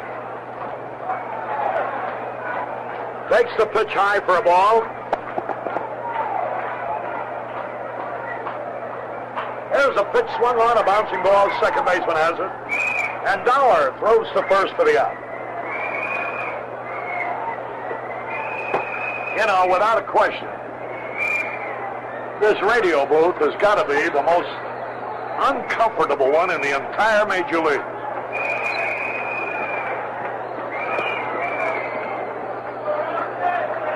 Boy, you get 2 or 3 people in here and forget about it, Charlie. 2 men are out. Here's Ralph Garr. He's 1 out of 2 so far. Now the windup by McGregor, the pitch. Air ball in there, a strike call. You can see what's kept this Baltimore club in there. A great manager, of course. But boy, they have good pitching.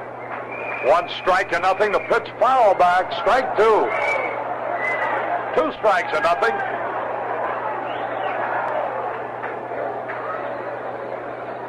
Richie Zisk playing the role of a designated hitter tonight. Here's a pitch swung on and missed it. He struck him out on 3 pitches. Garr goes down swinging. 1, 2, 3, nothing across at the end of 4. White Sox 3, Baltimore nothing. When you're driving down the road and you're leaning on a curve and your car's moving smooth and it shows a lot of nerve, it's a Monza. The Monza, a little road magic from Chevrolet. Chevy Monza Coupe or 2+2 hatchback. 2 different looks for people who think driving is still America's greatest outdoor sport. When you're kicking up dust and you're shifting down to third, making real road magic, now it's time to spread the word. It's a Monza. Available equipment includes 5-liter V8, Chevy F41 sport suspension, 5-speed stick or turbo hydromatic, sports steering wheel, and a lot more. The Monzas by Chevrolet. A little road magic from the people who know performance. Chevrolet. Making real road magic, now it's time to spread the word. It's a Monza.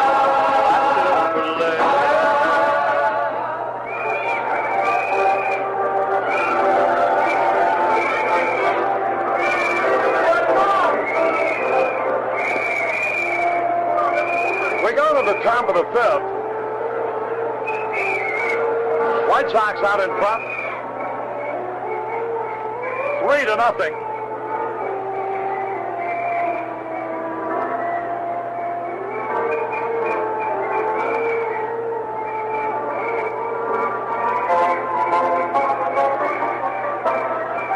And Kiko Garcia is going to lead it off here for the Orioles. Kansas City has increased its lead over Milwaukee, 3-0. They swept the doubleheader from them last night. Now the wind, the pitch, and Garcia takes it low. Boy, I don't know where they got these whistles, but what a racket. 1 ball, no strikes, the pitch foul back. And that evens the count at a ball and a strike. We have a fine crowd on hand, I think probably bigger than they expected. Looks like a good 30,000 or better. A ball and a strike. Of course, it's straight A student night. So I probably have about 8,000 students here. 2 strikes and a ball as Garcia swings at a curve and fouls it off. 2 strikes and a ball. Top of the 5th. 3-0 in favor of Chicago. Now the pitch, low and outside. Steve Stone's going to work tomorrow.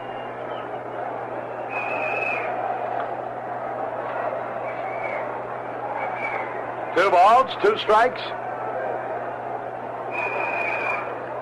Now the wind of the pitch. Swung on, a fly ball, short right field. Coming off over, they collide. And Chet Lemon is knocked over. And Nordhagen is on his knees. Oh, boy, they hit in midair. Who caught the ball? Somebody held onto the ball. Kessinger is out there quickly. Oh, Lemon was hit in midair and knocked high into the air. But he's up on his feet now, and the crowd gives him a big hand. Oh, what a collision.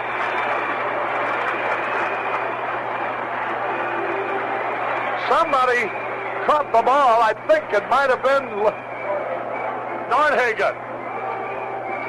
Lemon was flying through midair. And Nordhagen cutting across from right field hit him shoulder on. Boy, I thought he was seriously hurt. Oh, that's blindsiding a guy.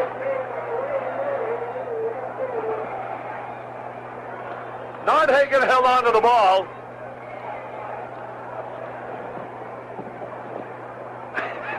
I tell you, we are using a lot of different outfield combinations. I guess that's what explains it. I started to say, I've never seen so much trouble catching a fly ball. Well, we do things different. He got blindsided like a football player that time because he didn't holler, Harry. If he hollers top of his lungs, but he's looking for the ball and wants to catch it so badly that he forgets the guy's over there. And Nordhagen, he's not thinking, he's just going to catch it. All right, here's Rick Dempsey down. The first pitch is under for a strike call. Thank God nobody's hurt. That was a miracle. Boy, that'd have been easy to get badly hurt on that one.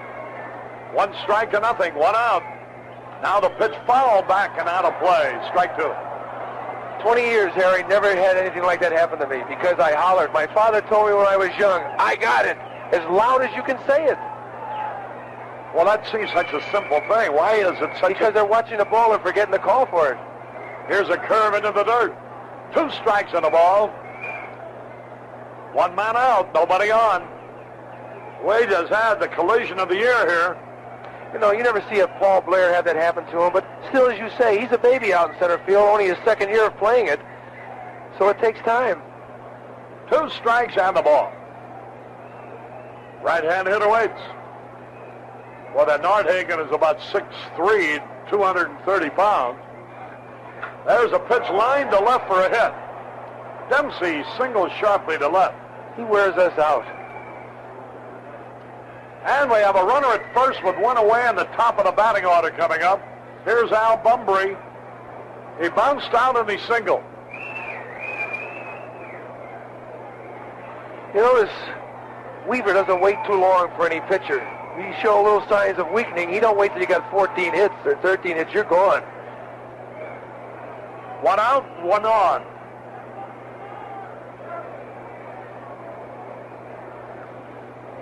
Final game of the series, Jack a day tomorrow afternoon, a 1:15 game. We'll be with you at 1 o'clock. The next homestand will be an 11-game homestand. And Minnesota will be the first team to call September the 12th, a 4-game series. Then California's here for 4. Oakland for 3. Before that, the White Sox have a week-long trip to the West Coast. A killer of a schedule. 1 ball, no strikes, the pitch swung on. Long drive. I don't think anybody can get it. It might be out of here. It could be, and it is into the left center field stand. A home run for Bumbry. Going to the opposite field, he lined one over the 375-foot mark. He's got 2 home runs against us, and he's only got 4, and they're both to left field. And that makes it a 3-2 ball game. At 3 balls in a row now, they've been hit right on the nose and showing signs of Barrios losing it. Nobody warming up. 3-2, White Sox. That's the way the Orioles did it last night, you know. They were behind 2-0 in the very first inning. Tied at 2-2, went ahead 3-2, tied it. White Sox tied it, and then a home run by Lee May won it. 6-5. Rich Dauer. There's a pitch swung on, a long drive in a right center field. Nordhagen way back at the warning track, and he has. Boy, they hit him hard. Dauer flies deep to Nordhagen. 2 men are gone. And here is Ken Singleton.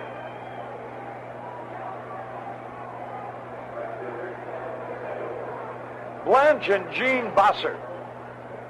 Gene being the groundskeeper here at Comiskey Park. Celebrating a wedding anniversary tonight. 2 men are out. 2 runs are in. And here's Singleton. The pitch. Slider inside, ball 1. 1 ball, no strikes. 3-2. The White Sox lead. Now the delivery, here it is. Swung, and he fouled it back, and Singleton was going for the down. That run that we couldn't score with Zisk on second base is a big one. A ball and a strike.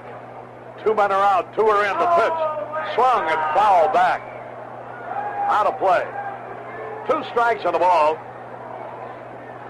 We're in the top of the 5th. It's obvious the White Sox are going to need some more runs. Barrios gets set. Now the pitch, here it is. Curveball, low outside, ball 2. Philadelphia defeated Cincinnati tonight before 55,062. They win it 9-3. The winning pitcher, Christensen, 13-6. 2 balls, 2 strikes. Here's the pitch. Ground ball hit hard. Ooh. Kessinger to his right has it. Over to first for the out. 2 runs, 2 hits. No errors, nobody left. We go to the bottom of the 5th. White Sox 3, Baltimore 2. Right now, you can buy yourself some time at True Value Hardware stores. Now, they offer the Sunbeam Mystic Lighted Dial Alarm Clock at just $377 as their September bargain of the month. This Sunbeam alarm clock may well be one of the best investments you'll make this fall because it's going to make it easier for you to get the kids up and off to school on time. The Sunbeam Mystic Alarm Clock has large, easy-to-read numerals, a sweep second hand, and a lighted dial that's easy to read at night. And because it's compact, the Sunbeam Alarm makes an ideal gift for a student going away to school. Why don't you buy yourself some time at True Value Hardware stores? Get the Sunbeam Mystic Lighted Dial Alarm Clock for just $377. It's the September bargain of the month while supplies last at participating True Value Hardware stores. True Value Hardware, it's more than just a name. It's our way of doing business that means True Value. Harry Carey and Jimmy Pearsall as we go down to the bottom of the 5th. The White Sox lead has been cut to 1 as a result of a 2-run homer by Al Bumbry. His 4th homer of the year. He's second against the White Sox. Here's Bannister, who got a very important walk in that 3rd inning. There were 2 out at the time. Bannister walked, Lemon singles, this walk, Johnson walked to force in a run, and then Soderholm lined a single to left to drive in another one. Here's Alan Bannister. Scott McGregor getting ready into the windup. The pitch, here it is. Fastball a little bit low, ball 1. 1 ball, no strike. We're in the bottom of the 5th, 3-2 in favor of the White Sox. Now the pitch is a little bit low. Ball 2. 2 balls, no strikes. McGregor delivers. Strike, a fastball over the outside corner. 2 balls and a strike. Nobody on, nobody out. Now the wind, the pitch. Ball 3, low and inside. Well, that's what led to Grimsley's trouble. Bases on balls. Maybe McGregor will start doing it. White Sox have been out hit 6-5. 3-1 pitch. Swings at a fastball and he misses. And now the count is full. 3 balls, 2 strikes. Into the windup goes McGregor, the pitch. Sliced it foul into the upper deck. Boy, Alan, very slow bat. 3 balls, 2 strikes. He's feeling for the ball. Chet Lemon will be next. Now the windup, the 3-2 pitch. Whoa, he swung and he fouled it. He may have chased a very bad ball. Way inside. 3 balls, 2 strikes. When you get like he is right now, you get so anxious you swing whatever comes up there. Allen's batting average has dropped off to 286. 3 balls, 2 strikes, which is still a very fine average. Oh, yes. 3 balls, 2 strikes. Now the sign. Into the windup, the pitch. Here it is. A high fly ball, right center field. Bumbry on the run is there, and he makes the catch.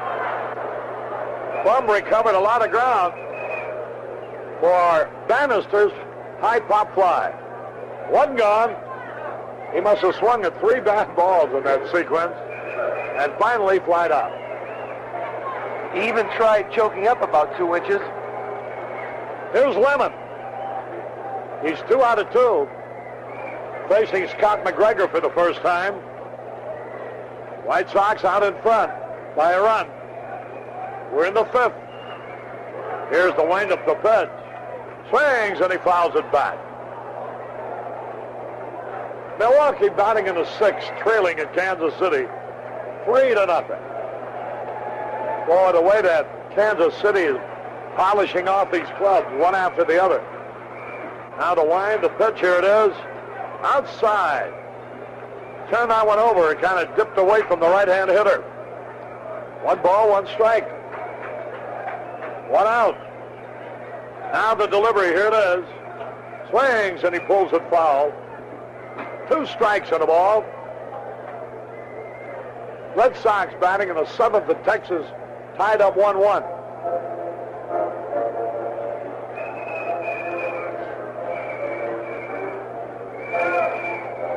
Rick Dempsey wants to talk to the pitcher.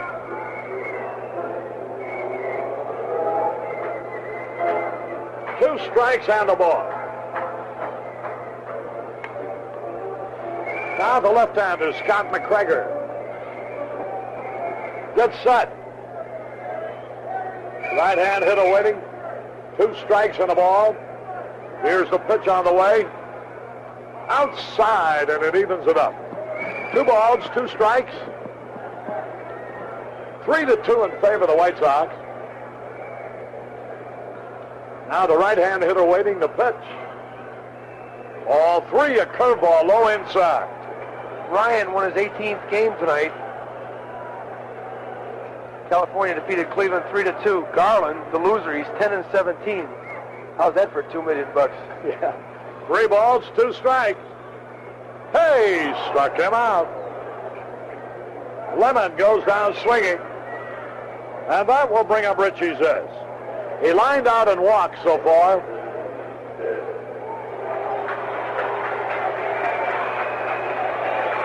White Sox have been out hit 6-5.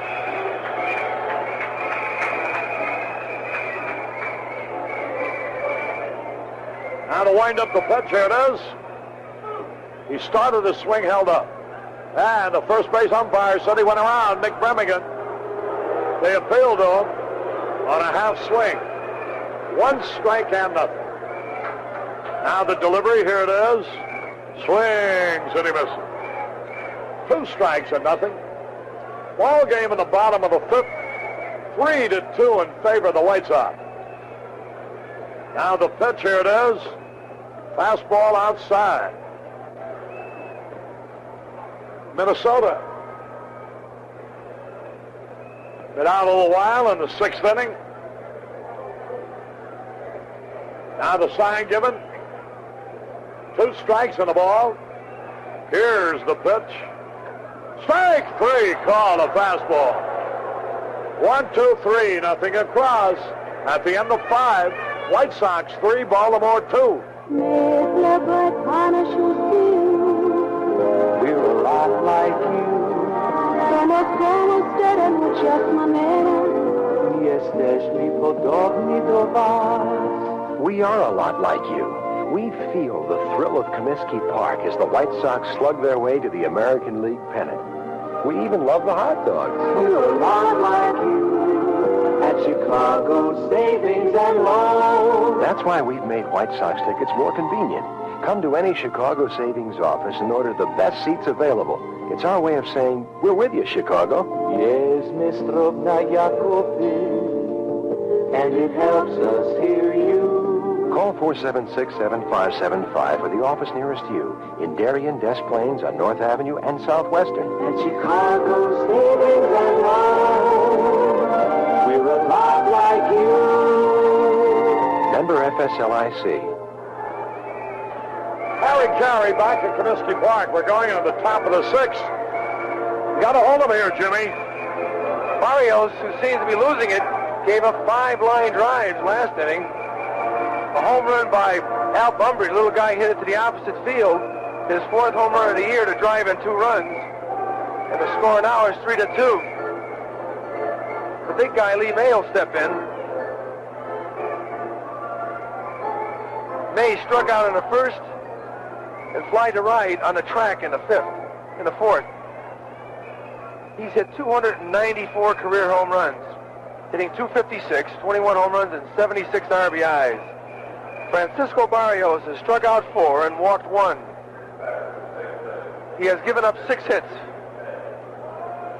Outfield now around towards left and deep. Big hole in right center field. Soderholm is off the bag and deep at 3rd. We're in the 6th inning. First pitch. Breaking ball line by Bannister in the center field for a base hit. And that's the 6th shot hit in a row off of Barrios.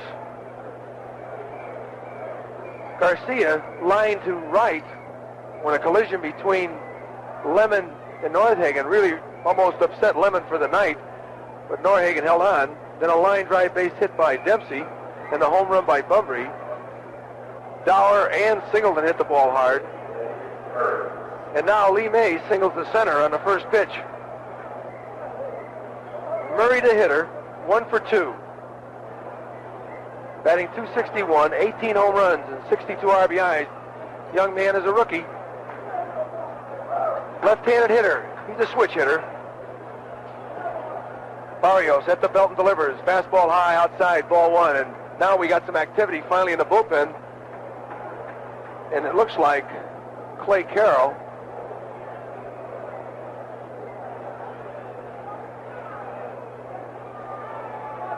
Johnson playing off the bag at first now. Lee May with a short lead. The pitch. Way outside again and high, and Barrios, seeming to lose it now, is walking all over the place. He's awfully mad at himself, but he's not throwing good at all. Kansas City leading 3-0. Milwaukee batting in the top of the 6th inning at Kansas City. 2 balls and no strikes on Eddie Murray. Barrios at the belt. Now he delivers. Fastball right down the middle for a strike. That ball was knee high. Infield and double play depth. Kessinger over by the bag at second. Bannister cheating towards the bag. Barrios delivers. Fastball swung on, hit off the foot of Murray. Downing picks it up now. Let's the umpire take a look at it. No, he said go ahead and throw it back to him. Count goes even at 2-2. Yankees won this afternoon 7-4. Figueroa beat Minnesota. Rod Carew had 2 home runs in that ballgame, but it wasn't enough. Yankees really playing great baseball. The pitch. Hit back to the pitcher. Barrios drops the ball. Now he's got to go to first base and flips it over there. Almost lost him. What a terrible throw to first base by Barrios. A hard shot back at him. He knocked it down. He looked at second base, and then he just flipped it to first base, and the runner almost beat it out. He had to fire that ball in a hurry, but he got away with it. And now he's walking around. That was a fastball that was out away from Murray. He hit it right back at him on the first hop. He knocked it down, picked it up and was going to go to second, changed his mind and flipped it to first base just in time by a half a step to get Murray. He can fly. May down at second base now with the tying run. Andres Mora. He has flied to center and struck out. Hitting .258, 12 home runs and 37 RBIs. Good power, this guy. Activity in the bullpen for the White Sox. Over in left center now, a few steps to his right is Lemon. Garr deep in left. Big hole in right center. Nordhagen is playing straight away as Morris steps out. 3-2, White Sox leading in the 6th inning. First pitch outside, and Downing has to go to his knees and backhand it. Barrios has given up 7 hits, 2 runs, no errors. Barrios now looks in for his sign, shakes off one. May with a good lead at second now. Barrios goes to the belt and delivers. A curveball popped up behind the infield. In comes Lemon. Out goes Kessinger. Lemon now waiting for Bannister to take it. There was 3 guys ready to take that ball, and Bannister called them all off for the out. Doug DeCinces, the hitter. DeCinces hitting .258. Singled his first time up, and then grounded to the third. He's 1 for 2, hitting .260, 14 home runs and 53 RBIs. DeCinces, right-handed hitter. He's got the job now as Brooke Robinson has retired and is now a coach for the Baltimore Orioles. May down at second. He opened the inning with a base hit up the middle. Pitch, high, ball 1, a slider. Soderholm now deep at third and off the bag. Barrios.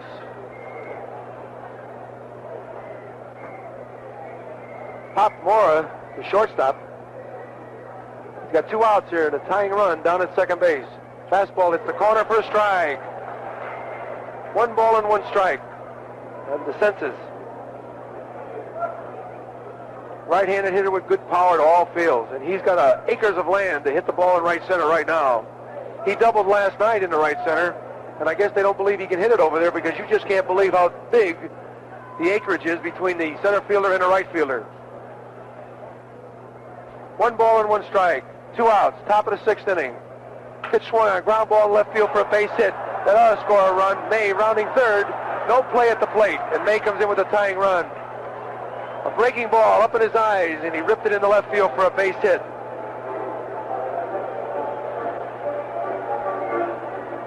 DeCinces, that's his 54th RBI. And this game is all tie as Bob Lemon's going to go to the mound. Clay Carroll warming up Hurley now in the bullpen, and this may be all for Barrios, who in the last 2 innings has been hit hard. The White Sox scored 3 runs in the 3rd inning. Kessinger started off with a single. Bannister walked. Chet Lemon got an RBI single. A walk to Zisk, a walk to Johnson. Soderholm singled in a run, which made it 3 runs, and Zisk couldn't score because he couldn't run. And then Nordhagen popped to third. Clay Carroll's coming in now. Barrios went 5 2/3 innings. Gave up 3 runs on 8 hits. He struck out 4 and walked 1. That run on first base belongs to him. Clay Carroll. Carroll, who had a record of 4 2 for the Cardinals, saved 4 ball games for him. And as you know, he was in spring training with the White Sox when he was traded for Laren LeGros. He's a right-hander with a good curveball. And when he's with Cincinnati, that was his bread and butter pitch. And right now he's humming that fastball down and away. He comes in with 2 outs. In the 7th inning now, Milwaukee batting at Kansas City. Kansas City leads it 3-0. Boston has just came up with a run in the 6th inning, in the 7th inning, and they lead Texas 2-1. California beat Cleveland 3-2. Seattle defeated Toronto 6-2. Detroit this afternoon defeated Oakland 10-8. And Detroit now is almost at 500. They're 3 games ahead of Cleveland. And certainly being more respectable every day with that young club they've got with Jason Thompson, Kemp, LaFleur.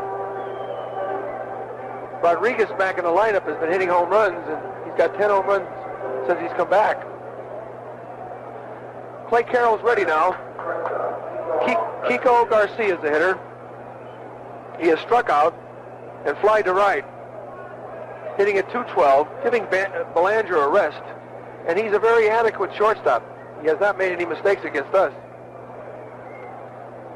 And now Clay is asking for a new ball. In this inning, Lee May led off with a single to center by Bannister. Eddie Murray hit a ball back to the mound. Barrios knocked it down, then flipped to first base and almost lost the runner there for the out. Mora popped to short, and then DeCinces hit a base hit in the left field and scored a tying run. Carroll delivers. Fastball right down the middle for a strike. 1 strike on Garcia. Outfield straight away. Northagen not too deep and right.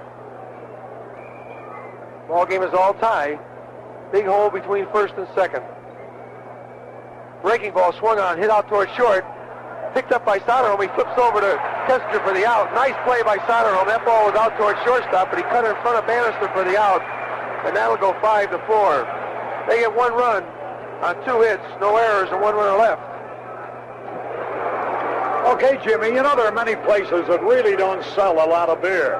The swank restaurants, for example. The breweries like to have their beer represented there as a matter of prestige. Now, the famous pump room at the Ambassador East Hotel is one of those places, and so is Gene Sage's Eugene's and Mon Petit, as well as Eli's Place for Steak. Now, these places handle Stroh's, of course, but like Rich Melman at the pump room says, surprisingly, the people are asking for the product. So what started out as a personal favor has suddenly become a catering to the paying customer. Even the swank joints like to please their customers. And when Stroh's is available, customers are being pleased. Stroh's, family brewers for more than 200 years. We go to the bottom of the 6th. The score all tied 3-3. WMAQ. We're the radio station that wants to make you rich. We place cash calls all over Chicagoland. The next one could happen at any time. In the current jackpot, there's $12,000 in cash and prizes just waiting to be won. So when your phone rings, spread the good word. WMAQ's gonna make me rich.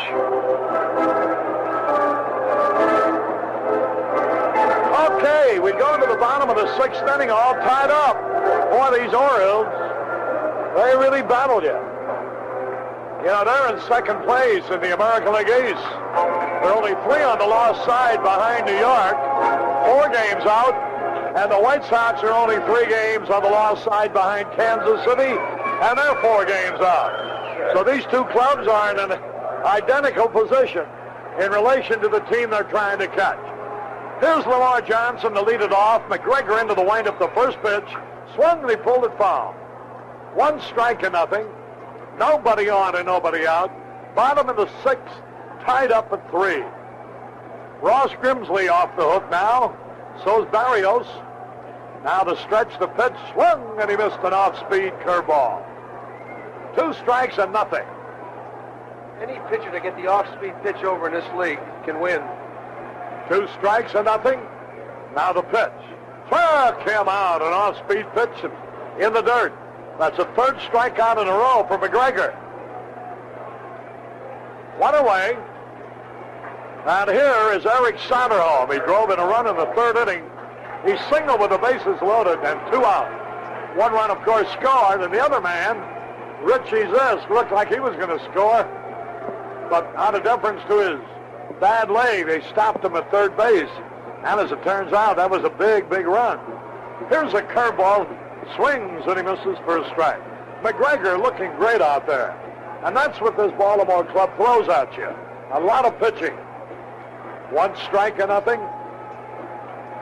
Now the wind, the pitch. Fastball a little bit low. McGregor has won 2, lost 2, saved 2.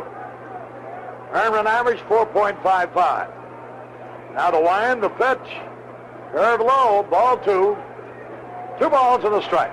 Everything McGregor throws seems to do something. That's right. He turns the ball over, that fastball, and he throws hard sliders and curveballs inside.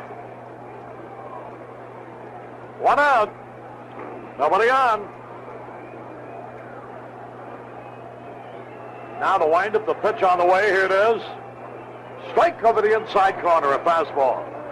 That evens it up. 2 balls, 2 strikes. Milwaukee just came up with 2 runs. Kansas City batting in the 7th is leading 3-2.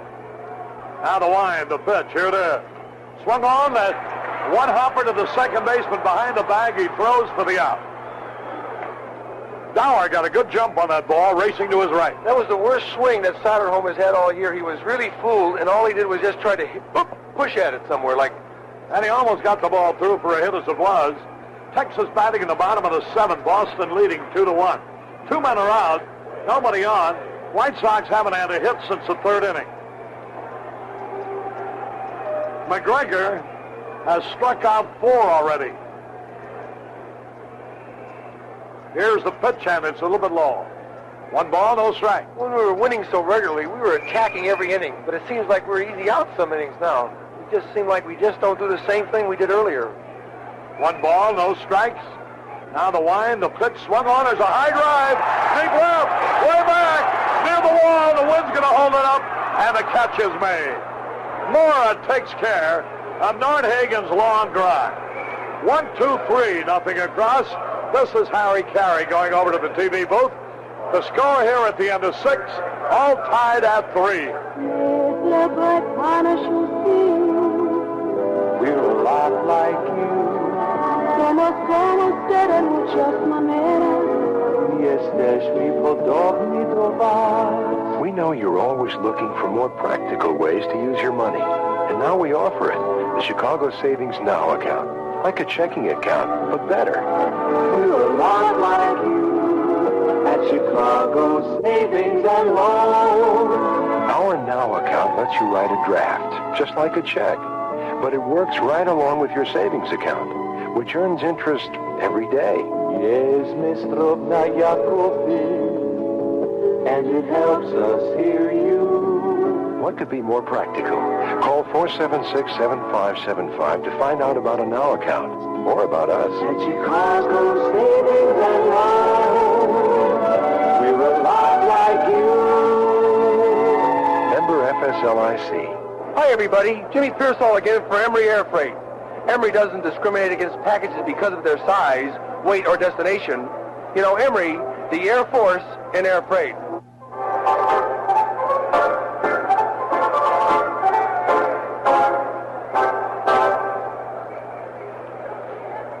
Clay Carroll on the mound.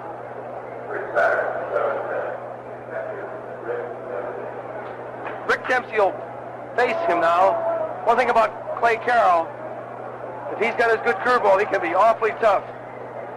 Top of the 7th inning. This ball game is all tied, 3 runs apiece. Carroll ready. Stocky right-hander delivers a breaking ball on the corner for a strike. Carroll wearing number 34. Outfield, not too deep and left is Garr. We're getting late in the ball game to play that shallow right now. Attempted bunt, but he held back, and the ball's outside. 1 ball and 1 strike. Kansas City leads Milwaukee 3-2, bottom of the 7th inning. Dempsey fly to left, then single to left. Another breaking ball outside. 2 balls and 1 strike. Carroll works awfully quick. As soon as he gets that ball ripped back, he's ready to go. Mark Johnson warming up in the bullpen for the White Sox. The 2-1 pitch. Fastball on the corner for a strike and a beauty. Clay has hit the outside corner with a breaking ball, and that time with a fastball. 2 balls and 2 strikes. Dempsey, the hitter, stands deep in the box. Breaking ball swung on. That good curveball got him. Strikeout number 1 for Clay Carroll.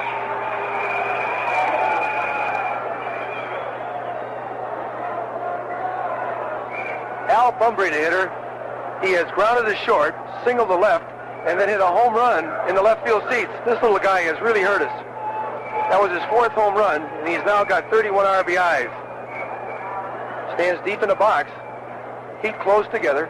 Fastball on the corner for a strike. 1 ball and 1 strike. Check that. 1 strike on Bumbry.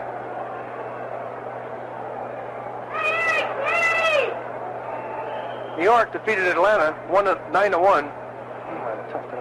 Clay ready. Breaking ball inside. Drives him back. 1 ball and 1 strike. Boston leading Texas 2-1. Bottom of the 7th inning. Texas hitting. Carroll ready. The big right-hander delivers. Fastball on the corner. Strike 2. 1 ball and 2 strikes on Al Bumbry. Ball game is all tied, 3-3. White Sox jumped out to a 3-run lead in the 3rd inning. And Baltimore got 2 in the 5th and 1 in the 6th, and we're in the 7th inning now. 30,000 people on hand, good crowd. The 1-2 pitch, changeup swung on, hit off the plate. Fair ball, and now Downey's going to fire to first base as Bumbry doesn't even run. That ball was hit off the end of the bat. It went down the line a little bit, looked like it was going to be foul, hit a foot mark, and went on the inside part. It was a fair ball. Downing picked it up and flipped him out. Bumbry never left the plate. 2 outs. And now the fans come alive. I've missed them tonight.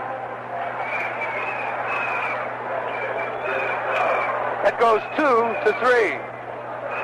Rich Dauer, the hitter. He walked into first, grounded to third, and grounded to second base. Breaking ball outside to him. They're in the 8th now at Kansas City. Kansas City batting. It's still 3-2. The 1-0 pitch. Fastball low, just misses. And Carroll really working quickly. No score in the second inning. The Cubs at San Diego. The 2-0 pitch. Swung on, drive, deep left field. Back goes Garr. He's on the track, and he'll take it for the out. That was a line drive to Ralph Garr. That was an easy inning. No hits, no runs, no errors, and nobody left. And the score after 6.5 innings of play, the White Sox 3, the Orioles 3.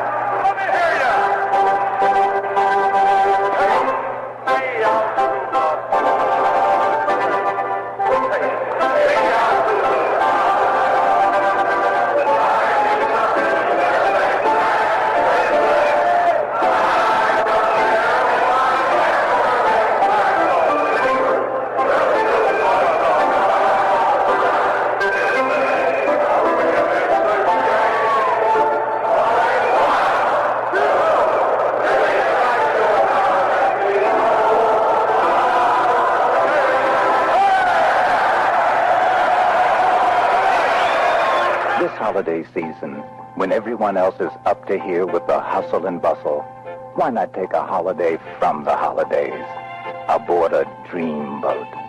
Let Holland America fly you free to Florida, where we have 5 holiday cruises to the lovely Caribbean. Enjoy Thanksgiving dinner in the sunny islands. Hear Christmas carols sung Caribbean style, or raise a New Year's toast to Auld Lang Syne as you cruise Aruba, Grenada, Martinique, St. Thomas, Caracas. And on every cruise, our Stottendam Dreamboat is your luxury-laden hotel. Throughout the winter, we have 8 more wonderful Dreamboat cruises to the loveliest ports in the Caribbean on our Stottendam Dreamboat, registered in the Netherlands Antilles. Call your travel agent for details on free air travel and take a holiday from the holidays aboard a Holland America Dreamboat.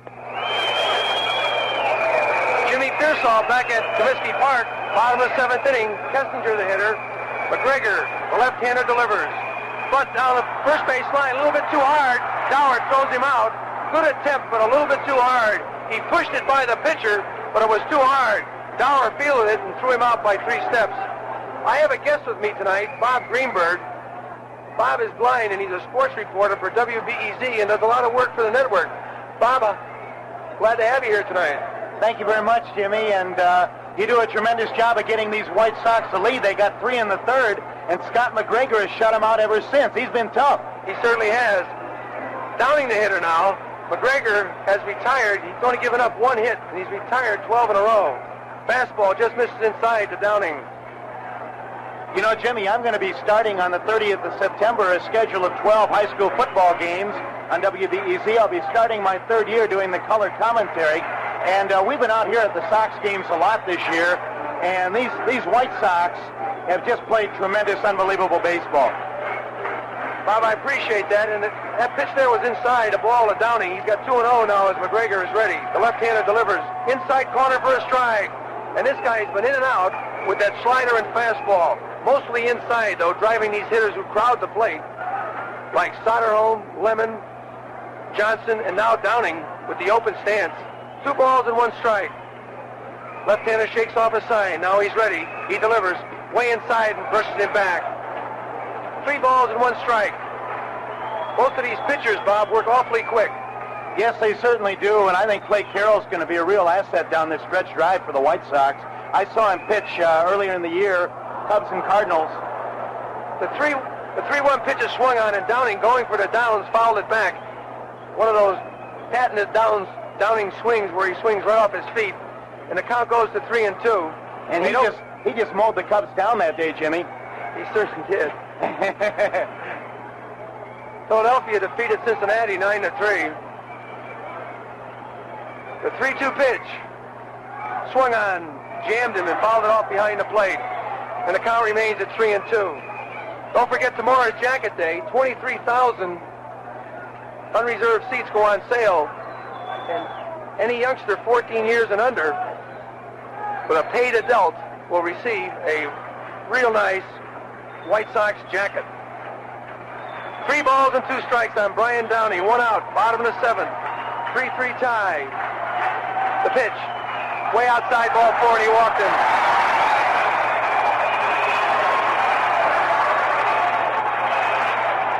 These White Sox fans really want to rally, Jimmy, in the worst way. They certainly do, and it's very important tonight with Kansas City taking advantage of that weak Milwaukee ball club.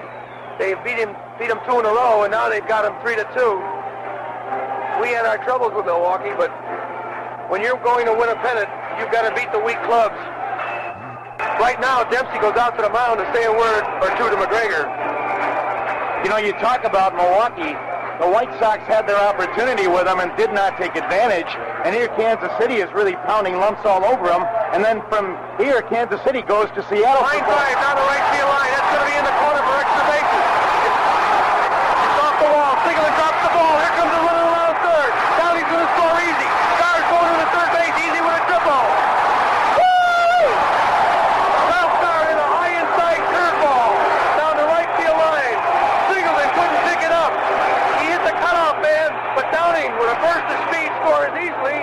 And Garr goes into third base, and the White Sox lead 4-3 here in the bottom of the 7th inning. Hey, you've got a tremendous record there, Jimmy. You get that lead running all the time. You ought to do more innings. What a big hit by Ralph Garr. That's Ralph's second hit tonight, Jimmy. He got a leadoff single in the first inning. That's right. That's his 45th RBI. Our leadoff hitters have been outstanding. Hey, baby. 1 out. Alan Bannister up now. Infield in for a play at the plate. Do or die. Come on, Alan. Get a line shot into right field.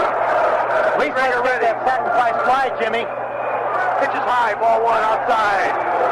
Garr with a good lead at third. DeCinces now playing off the bag and even with it. Garcia at short is not near the grass. He's about halfway, even with the bag. Steve Reich on the outside corner. DeCinces is in on the infield grass. May is way off the bag at first. 1 out. Bottom of the 7th inning. Garr down at third. Bannister with a 1-1 count. McGregor ready. The left-hander delivers. Ball low.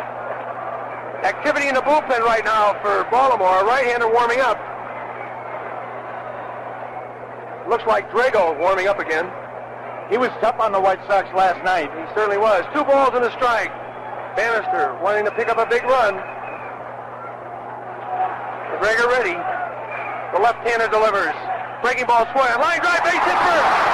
Right by the shortstop, Garcia.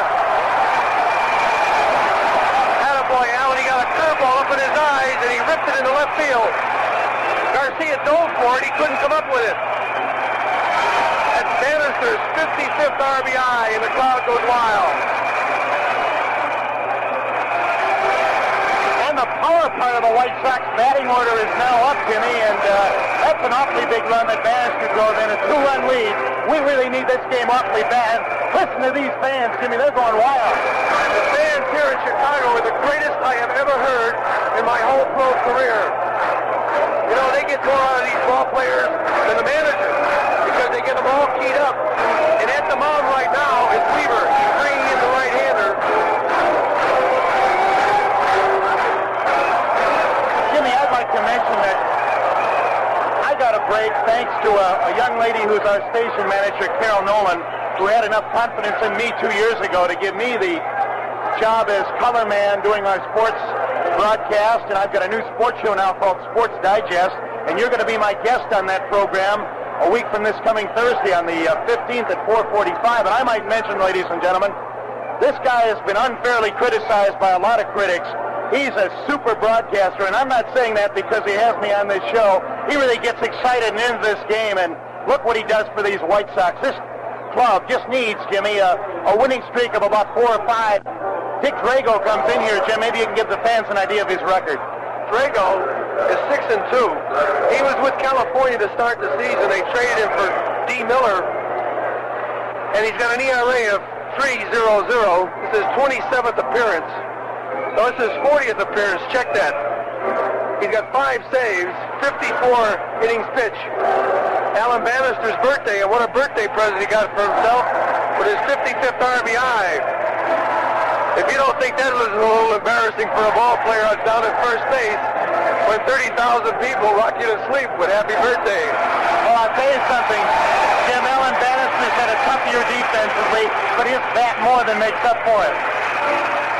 You know, when you're a fan and an announcer, you really die for a guy like him, but you hope that he can improve going to his right because he's got so much talent. He's only been 1 year playing shortstop. You know, you're supposed to learn the fundamentals of the game in the minor leagues, and it's been hard to come from as an outfielder to play shortstop. But he goes great to his left, and he makes a lot of plays that you don't really realize are tough, but it seems like every time he makes an error, it's a bad one. Well, the thing that I like about him, Jim, he does not let those errors bother him and get him down as you talk to him after a game. Chet Lemon now steps in. Lemon is 2 for 3. He has singled and drove in a run and scored a run in the 3rd inning. Drago at the belt. Delivers, swung, foul back. What a rip. Chet Lemon is having quite a year, hitting .280, 18 home runs, and 60 RBIs. Jim, the 2 home runs that we'll remember most about Lemon were the one that he hit against Kansas City here on that Sunday afternoon in the 12th inning, and the one he hit last Saturday night in the 8th inning to win that ball game against Milwaukee. Yeah. 2 runs in, throw over to first. White Sox leading 5-3 in the bottom of the 7th inning. They got 5 runs on 7 hits, no errors. Lemon now spread out deep in the box, holds the bat high over his head. Drago at the belt. Good lead by Bannister. He dives back in as he throws over there. Bannister has not been stealing too many bases lately. He's only stolen 4 bases, but he can motor. He's the best base runner we have in the club. And by that I mean he knows how to tag the bases, make his turns properly. The 1-strike pitch now from Drago as he goes to the belt. Now he throws over to first base. Bannister has to dive back in. That's one thing I'd like to see our pitchers do a little more. Pay attention to that runner on base. Well, I think Wilbur Wood does more than anything. Barrios has been throwing more over there. Stone will give you a good battle. 1 strike on Chet Lemon. Drago taking a lot of time, shakes off 1 sign from Dempsey. Outfield straight away and deep as Lemon steps out and umpire calls time. Al Clark behind the plate. Newdecker down at 3rd. The rookie Hendry down at 2nd. Bremigan is down at 1st. Bannister with a good lead. The pitch. Inside, drives him back. 1 ball and 1 strike. In the 9th now, Milwaukee is batting. Kansas City leads 3-2. Texas batting in the 8th. Boston leads that ball game 2-1. So it's a must-win for us right here, unless Milwaukee comes up with a couple of runs in the top of the 9th. Drago ready. Looks over at first. Delivers high and inside. Drives him back. 2 balls and a strike. You know, for a Downing started this inning off with a walk. Garr tripled him in, and then Bannister single to drive him in. That's how the 2 runs have scored. Go ahead, Bob. For a team to win the pennant, they've got to help themselves, and the Sox have to make a move right here, Jim. That's right. Lemon ready. 2 balls and a strike on him. Drago working awfully slow. Takes and changes his timing as he comes down to the belt. Comes set. High, ball 3. Keep getting that high slider in there. Lemon liable to hit it out of here. I'll even settle for a walk. You've got Richie Zisk up next, and although he might be hurting a little bit, he's still's got that powerful bat. Certainly does. Dick Drago has pitched for Boston, Kansas City, California, Now he's ready. The 3-1 pitch. There goes the runner. Ball 4 high, and all 4 pitches were up and in. That's the walk you wanted. My guest in the 7th inning is Bob Greenberg, blind sports reporter from WBEZ. How about that? I said it right? You certainly did, Jim, and I'll tell you something. It's a pleasure, I think, more so this year than any other year, coming out here to report the White Sox games. These White Sox go out of their way to be cooperative to me as a sports reporter, and what tremendous baseball they've played, whatever happens this year. I certainly would love to have you as my guest, Jim, when we come on doing high school football this year. If you're in Chicago, you don't know, but come on in and sit with me. I was the general manager of a AAA football team for 2 years. This ready now. Runners with their lead. 1 out. 7th inning. High slider for a strike. Surprised to see Zisk take that pitch. Right up in his eyes. Of course, it wasn't that high. It was over the letters. Zisk is 0 for 2. Struck out his last time up. He walked in the 3rd and lined to center field his first time up. Lemon with a good lead. May playing behind him now. Way over by second base is Dauer. He's going to have to hit that ball right like a shot to get it by Dauer. Just misses inside. 1 ball and 1 strike, and Drago, very unhappy, takes his time and puts his hands on his hips. You can be assured that he does not want to walk Zisk because Lamar Johnson's up next and he can hit for the downs too. That's right. 5-3. Bottom of the 7th inning, White Sox leading. Drago taking plenty of times. Now he steps on the rubber. Bannister with a good lead at second. Lemon, he'll take out anybody that tries to make a double play because he is really off the bag. Dauer running the runner back. Drago looks back in second. Delivers off the fence into center field for a base hit. Here comes Bannister. Lemon's going to third. Bannister scores easily. As this was jammed with a high fastball inside, broke his bat. A big, powerful guy loops it into center field for a base hit. And the White Sox now lead 6-3. And Jim, here's the guy that tried to do it single-handedly last night. Richie Zisk driving in 4 runs. And although he's hurting tonight, you see him in there as a DH, driving in a very big insurance run right now. And here comes Lamar Johnson to the plate, Jim. You know, one thing about Zisk, that's his 90th RBI of the year. He's got 27 home runs. He leads the club in both home runs and RBIs. He's hitting around .313. Lamar Johnson has walked in the 2nd, walked in the 3rd. His walk was with the bases loaded. It was an RBI for him, his 55th. Then he struck out in the 6th. So he's 0 for 1, hitting .318, 16 home runs, and 55 RBIs. Lemon down at 3rd. Zisk at 1st. 1 out. 3 runs in. Hey, he jammed him inside for a ball.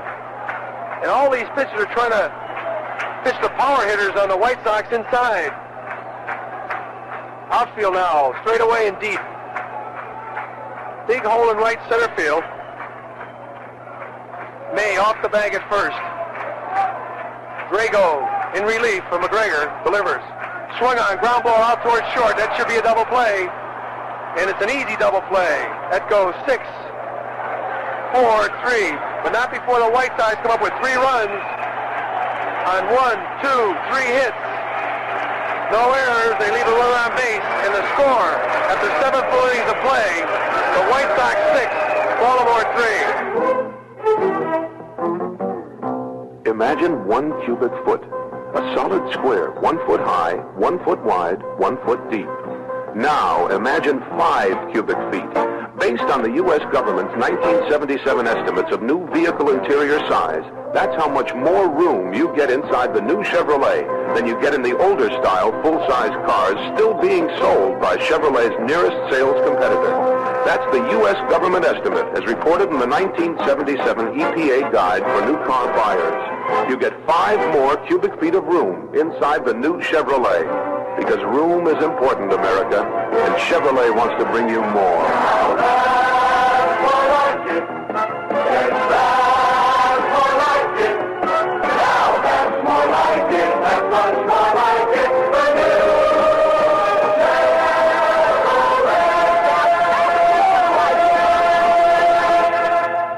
This is WMAQ Chicago. WMAQ. Hi again, everybody. Lauren Brown back at Comiskey Park along with Jimmy Pearsall as the White Sox have had their second 3-run inning of the night, and they have regained the lead here over the Orioles 6-3 with 2 innings to go. We go to the top of the 8th. The White Sox out in front 6-3, and Clay Carroll on the mound. He has been superb since he came on in relief of Barrios, as he has retired 4 men in a row, including a strikeout. And Jimmy, I'll tell you, with all the added pitchers the Sox got, with acquiring Carroll, bringing up the youngsters from the minors, Bob Lemon seems less to fool around with the starters. He could have left Barrios in there many times in the past. He has, but it's getting late, and the White Sox don't want to fall 5 behind Kansas City. In fact, the loser of this game looks like they will fall 5 behind. Barrios pitched 4 good innings and then lost it. Here's the pitch, and it's a strike in the outside corner, 1-1. Milwaukee is batting in the 9th, trailing Kansas City 3-2. Or the Royals have scored only 3 runs in their last 3 ball games, and they are about to win all 3 of them. Here's a pitch, low ball, 2-1. It'll be Singleton, May, and Murray, the heart of the order, 3, 4, and 5 hitters. Kansas City won it. Kansas City wins it 3-2, so the White Sox have to win to remain 4 back. Here's the pitch, a swing and a foul. Sliced to the left side, 2-2. And the Orioles, whoever loses this game, the Orioles or the White Sox, will be 5 out. The Yankees have won and Kansas City has won. Boston's beating Texas in the 9th, 2-1.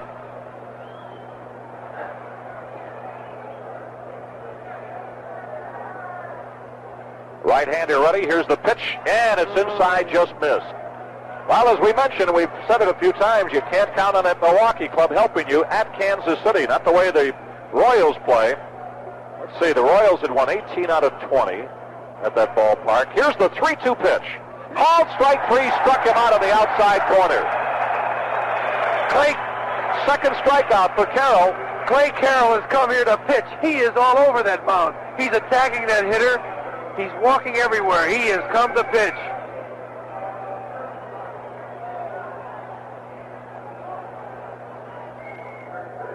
Kansas City has now won 22 of their last 25 ball games at home. They got out hit tonight, but Milwaukee made 3 errors. Leonard the winner, Sorensen the loser. 35,604 at Kansas City. So the Royals will assuredly remain in first by 4 games. Minnesota losing this afternoon has lost the game on them. Here's a pitch outside a ball, 2-0. I got a talent for Oakland to go to. Columbus drew 9,953 tonight. Playing Chattanooga. That's a double-A game, I think. That's Charleston. Here's the called strike, I believe. Is that Charleston? Yeah, that's International League. Yeah, but they're still playing. That's a good crowd. They're playing like a little World Series, I guess. No, not yet. Not yet. Here's the 2-1 pitch. And it's a strike, because the Orioles AAA club Rochester is still playing, so they're not down to the playoffs yet. 2 balls and 2 strikes, and in fact, they dropped the Little World Series this year. I think the reason being, here's the 2-2 pitch. Swing and a foul, just got a piece. What a curveball. I guess the major league clubs would sooner bring these kids up earlier than have them go through that long Little World Series. In fact, I don't think they had it a year ago. I think the last time they had it is when the Detroit Farm Club with Mark Fidrich won the Little World Series over the Mets. I think that those Little World Series are the greatest pressure experience you could ever encounter. I played when I was at Birmingham, when I was at Louisville, and it was like playing in the World Series for us. And the pressure was something you learn to live with and adjust to. So I think it's a mistake if they take them away from there. Here's the 2-2 pitch, low ball, and the count goes full. With Minnesota losing this afternoon, they are now 5.5 games back. Texas in jeopardy to falling 5 back. The White Sox will have to win to remain 4 out. Clay Carroll lines and delivers. 3-2 pitch, swing and a grounder foul between Cal Ripken, the coach, at third in the bag. Watching Clay Carroll right now, he doesn't want him to hit a home run, but he'd rather have him hit a home run than walk him.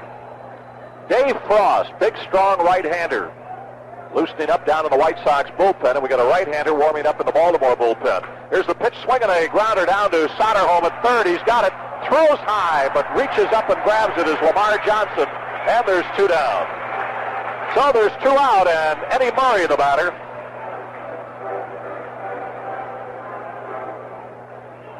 Clay Carroll, 1-4 for the Cardinals.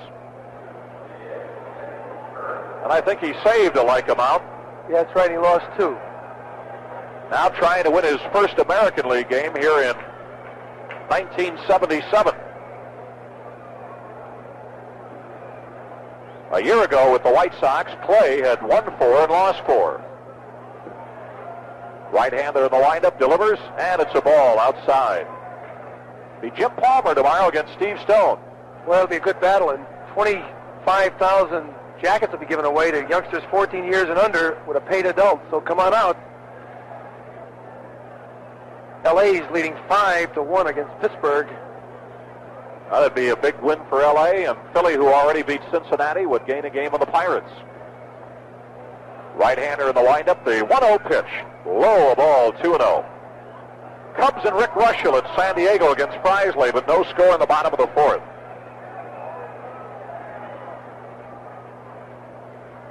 Here's the 2-0 pitch to Murray. And it's a ball low, 3-0. Come on back and get him, big guy. The right-hander, Dennis Martinez, continues to warm up in the Oriole bullpen, maybe an indication that he'll pitch the 9th. Dave Frost has sat down in the White Sox bullpen. Here's the 3-0 pitch, a called strike. So the count 3-1 to Eddie Murray. He's 1 for 3 tonight.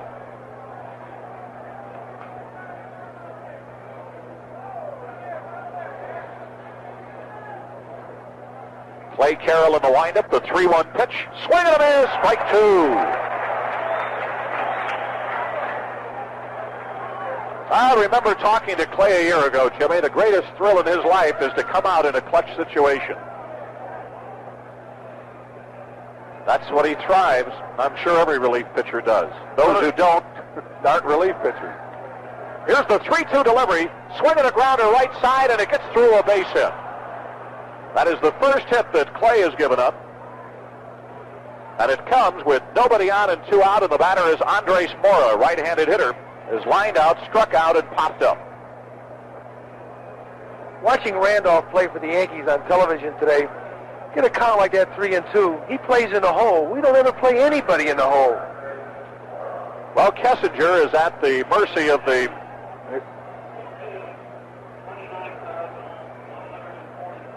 29,144 paid tonight. 4,670 straight A students. So total of 33,814 in the ballpark tonight. Boy, what a year. Andres Mora, the batter. We're talking about Kessinger, Jimmy. Here's the pitch to him, and it's a strike. I think he's a little bit at the mercy of the coaches because he's new in the league, and they tell him where to play. I'm not saying him or anybody. I'm just saying that it seems that we don't play in the hole very often for anybody. 1 strike on the batter. Lamar Johnson playing behind the runner at first. Here's the pitch outside a ball, 1-1. 6-3 White Sox. Sox got 3 in the 3rd, but the Orioles got 2 in the 5th on a home run by Bumbry and added a run in the 6th on a single by DeCinces to tie it up. The Sox came back with 3 in the bottom of the 7th off of McGregor, and they lead 6-3. Here's the pitch outside a ball. 2 balls and a strike.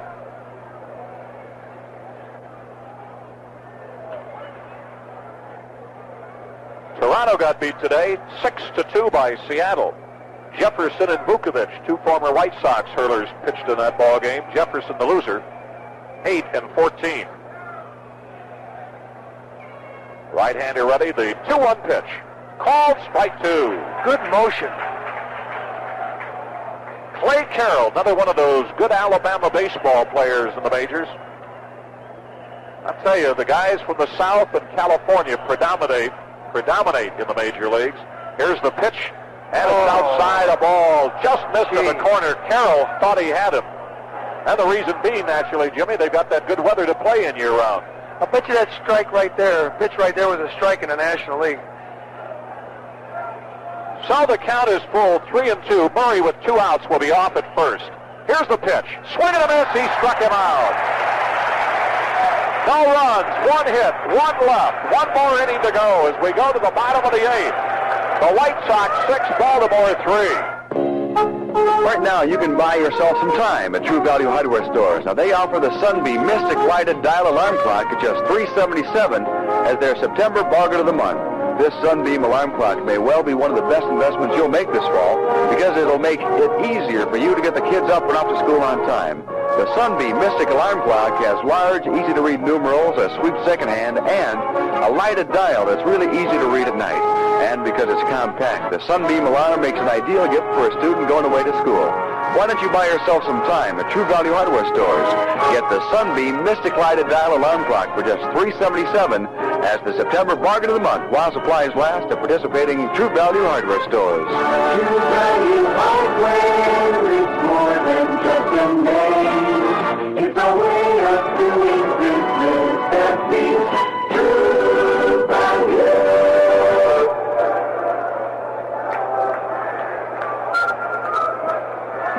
Long Brown back at Comiskey Park as we go to the bottom of the 8th.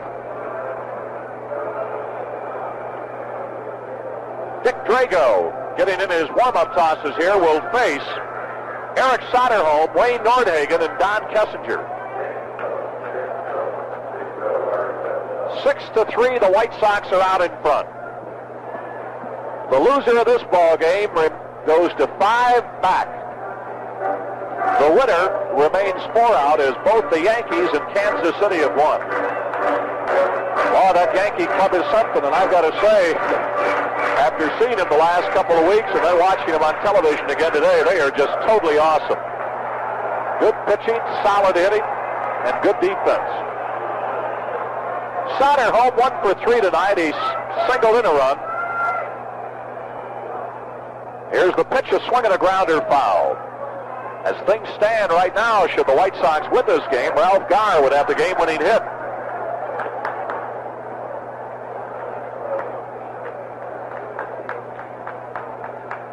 Outfield playing Soderholm around to the left. Right-hander ready, here's the pitch. Swing and a miss, strike 2. Don Mulkey from Woodridge, Illinois, out at the ballpark tonight.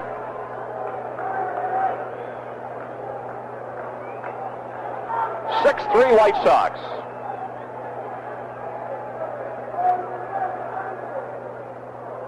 Right-hander into the windup, delivers. Here's a swing and a smash, a base hit into left field. So Soderholm with his second hit of the night. That's the second hit off of Drago. Now the batter is Nordhagen, 0 for 3 tonight. Drago got the victory out here last night, pitching 2 innings. He allowed a run on 2 hits, walked a man and struck out 2. Nordhagen, his last time up, got jammed and drove Mora back to the left field wall. Give you an indication how strong this big right-handed hitter is. And also, Chet Lemon plowed into him defensively and almost got knocked out, and Nordhagen never budged. Now he goes down to third to talk to the third base coach, Bobby Knopp, get their signals straight. Sox may try to sacrifice the runner to second to get an insurance run here. One thing about having a 4-run lead going to the last inning, they've got to load the bases just to get the tying run on. Sox lead 6-3. Let's see what Nordhagen's going to do. They're playing back, not expecting him to bunt. Right-hander ready. Here's the pitch. He shortened up as if to bunt, but takes the ball. Yankees beat the Twins. Kansas City beat Milwaukee. California snapped a 6-game losing streak, beating Cleveland 3-2. Seattle over Toronto, and Detroit knocked off Oakland. Tigers have won 6 out of their last 7. Texas and Boston in the 9th. This game in the 8th. Right-hander ready. The 1-0 pitch. There goes the runner. A swing and a looper to the right side. Dauer going out on the outfield grass is there, and he's got it right near the foul line. And Soderholm comes back. The hit and run was on, and Nordhagen pops up to the second baseman, and there's 1 out. At Boston, Texas game, the Red Sox batting in the 9th, leading 2-1. Kansas City right now is in a position to gain on both Minnesota and Texas. Don Kessinger, the batter, and Kessinger 1 for 3 tonight, batting for the first time as a left-handed hitter. And Dempsey, the catcher, waving the outfield to play him over to the left and come in a bit. They play Kessinger as a pull hitter, as a right-handed hitter, but they play him away as a left-handed hitter. Here's a pitch outside, a ball. 1 ball and no strikes. National League, the Giants beat the Cardinals today. The Mets over at Atlanta. Philadelphia's beaten Cincinnati. Pirates trailing the Dodgers. And the Cubs in San Diego, no score in the bottom of the 4th. Here's the pitch. Low, ball 2. Here the White Sox are out in front, 6-3. The hits are even up at 9 apiece. The Orioles won last night's ball game, 6-5, tying up the season series between these two clubs at 4 games apiece. Right-hander ready. Here's the 2-0 pitch, called strike in the outside corner. Tomorrow will be the final game of the year for the White Sox against an Eastern Division club. They go into the game tonight 6 games over 500 against the East, 38-32. With tonight's game and tomorrow's to follow. 2 balls and a strike to Kessinger. Drago out of the stretch delivers. Low, ball 3. You know, the White Sox last night received 8 walks, but only 2 of them able to come home. Tonight already they have received 6 walks, and 2 of those have come home. 3 balls and a strike to Kessinger. Soderholm at first, 1 out here in the bottom of the 8th. Here's the pitch. Swing and a miss. Strike 2. So the count goes full to Kessinger. Let's see if Soderholm will be off.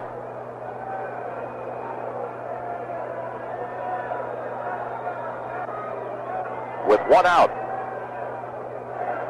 A state football score just in. We'll pass on to you here in a second. Right-hander ready. There goes the runner. 3-2 pitch. Swing and a foul back to the screen. Illinois State successfully opened their 1977 football season as they defeated Eastern Illinois University tonight 20-0 at Normal. ISU got 10 in the second, 3 in the third, and 7 in the fourth periods. And their defense blanked the Panthers. 3-2 to count. Drago ready. There goes the runner. Here's the pitch. Here's the swing and a grounder. The shortstop. He's got it. Goes to first, his only play, and Kessinger's retired. But with Soderholm being off, it prevented the double play. So there's 2 out. And the batter is Brian Downing, who walked with nobody on and 1 out in the 7th, and it triggered a 3-run rally. Brian 0 for 2 tonight. Boston did not score in the 9th. The Rangers are batting now. Paxton has gone all the way against Doc Ellis. Well, Barker came on in the 7th inning, but Paxton's gone all the way for the Red Sox.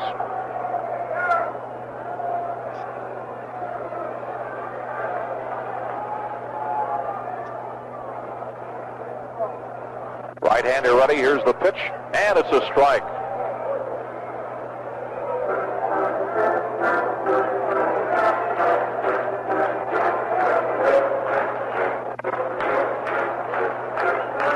That Cleveland game, Ryan got the victory, his 18th of the year. Right-hander ready. Here's the pitch, and it hits his bat. Trying to get out of the way and goes back into the box seats.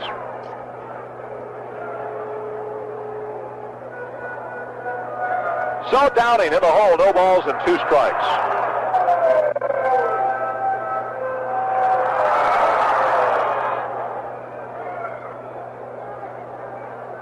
Six to 3, White Sox out in front. We're in the bottom of the 8th. Looking ahead to the 9th. Now Drago's all set. Here's the 2-strike pitch. High, a ball. In the 9th, the Orioles will have the 7, 8, and 9 hitters up. DeCinces, Garcia, and Dempsey.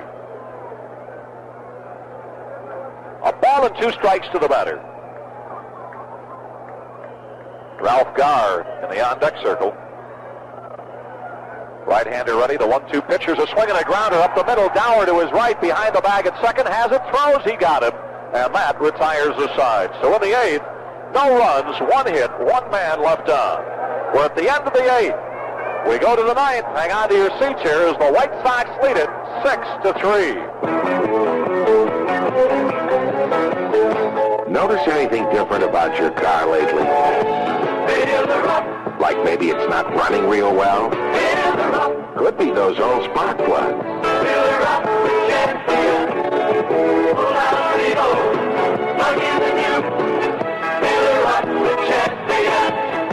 If you're waiting for a tune-up to change plugs, you could just be waiting too long. A fresh set of Champion spark plugs alone could give your car faster starts and more passing power.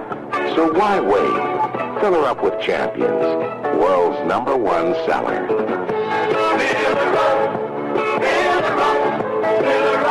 Champion. Pull out the old, plug in the new. Fill her up with Champion. Pull out the old, plug in the new.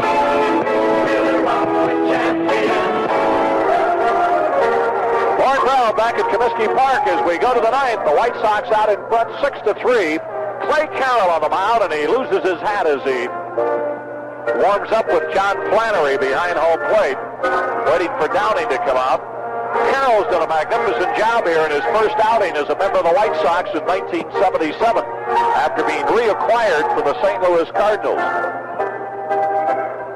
He has pitched 2 of the 3rd innings, allowed no runs on 1 hit, and he has struck out 3. Barrios went 5 2/3 innings, allowed 3 runs on 8 hits, walked 1, and struck out 4.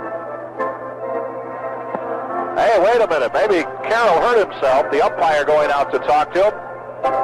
Donnie Kessinger was out there, his Cardinal teammate, and here comes Bob Lemon.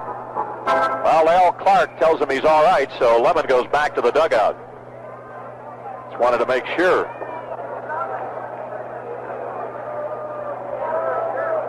So Carroll is all right.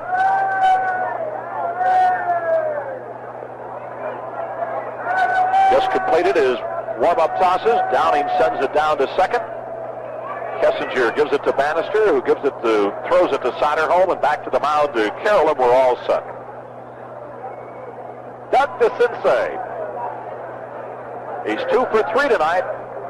Pair of singles, and his last single came with a 6, tied the ball game up. He drove in 2 runs last night.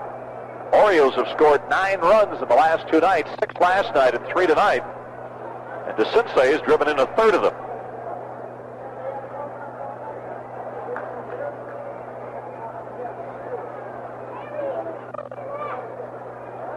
Right-hander delivers, and the first pitch is a ball. Well, last night, Kansas City gained a 1.5 on the White Sox, a 1.5 on Minnesota, and a half a game on Texas. Here's a called strike. They have gained a game today on Minnesota. Right-hander ready, the 1-1 pitch. Here's a bunt right back to the mound. Carroll has it, and he throws him out easily. So DeCinces trying to bunt his way on and get something started, bunts it straight up the middle to the pitcher, and there's 1 out. Now the batter is Kiko Garcia, but we're going to have a pinch hitter, Pat Kelly. Former White Sox outfielder is pinch hitting here.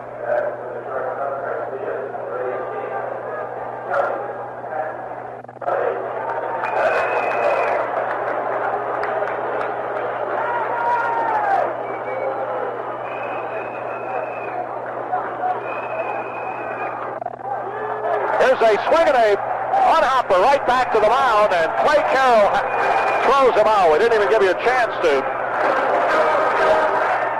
tell you that Kelly was hitting .257 with 9 homers and 43 RBIs. So there's 2 down, and it looks like we're going to have another pinch hitter here. Terry Crowley is going to pinch hit for Dempsey. Crowley hitting .250, no homers and 3 RBIs.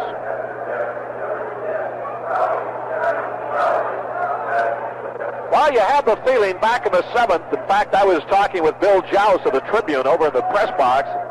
Said, gee, if the White Sox can score a run here, here's a swing and a base hit to right center field. Nordhagen comes in and retrieves it, and the Orioles are alive. But if the White Sox can score a run the way Clay Carroll is pitching, I said, I think we're going to win this ball game. We're tied up 3-3 at the time, and not only did the Sox score one, but they got 3.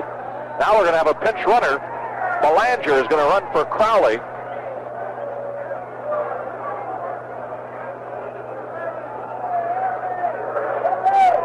So Carroll has given up only his 2nd hit in 3 1/3 innings of relief.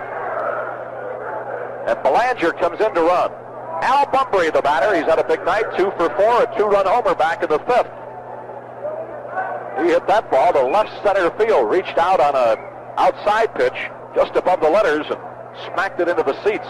Here's the pitch, a swing and a foul out of play. He's trying to go the other way again. 6-3 White Sox.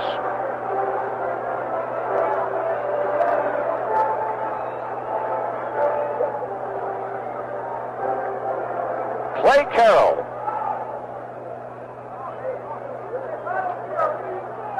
Out of the stretch. Lamar Johnson playing way behind the runner. Here's a pitch low, a ball. Evens the count 1-1. This game and the game down at Texas, the only games underway in the American League. Right-hander ready. 1-1 pitch. Here's a swing and a grounder up the middle. Kessinger knocks it down. Throws. He got it. Kessinger threw to Bannister. A great play. Took that ball from going to the outfield. The ball game is over. What a play by the veteran, Donnie Kessinger. Dove behind the bag. And he recovered and flipped to Bannister. And Clay Carroll has won his first game for the White Sox. And he is given a big hand by everybody on the club as he goes off the mound. And the White Sox win it here, 6-3. Oh, what a play by Kessinger. Oh, that ball gets through, and you got the tying run coming up to the plate. So in the inning, no runs, 1 hit, 1 man left on. Here are the totals of the ball game for the White Sox. Well, I'll tell you what, we'll give you the totals, and we'll check the standings in the American League right after this message. When Bernhard Stroh left Germany for America many years ago, he didn't leave empty-handed. He took with him a great family brewing tradition begun by his grandfather in 1775. Mach's good, his father told him. Make it good. Bernhard Stroh did. He brewed his beer with loving care to make sure it was worthy of the Stroh name. Today, Bernhard Stroh's great-grandsons do the same. The Stroh Brewery Company, Detroit, Michigan. The Great Q-In from WMAQ. It's our way of sharing cash and prizes with you. The winning is easy. Just listen for your chance to call in and win color TVs, $50 bills, and much, much more. The Great Q-In. It's another fun thing we do for you on WMAQ. Warren Brown back at Comiskey Park. Here are the totals in the ball game for the White Sox. 6 runs, 9 hits, and no errors. And the White Sox stranded 7. Or I take that back, 6. For the Orioles, 3 runs, 10 hits, and no errors. And the Orioles stranded 7. The winning pitcher was Clay Carroll, 1-0. And the losing pitcher was Scott McGregor, 2-3. And he's 1-1 against the White Sox in the last couple of weeks and for the season. The game-winning hit off the bat of Ralph Garr in the 7th. We'll tell you about that in a moment, but let's recap the scoring.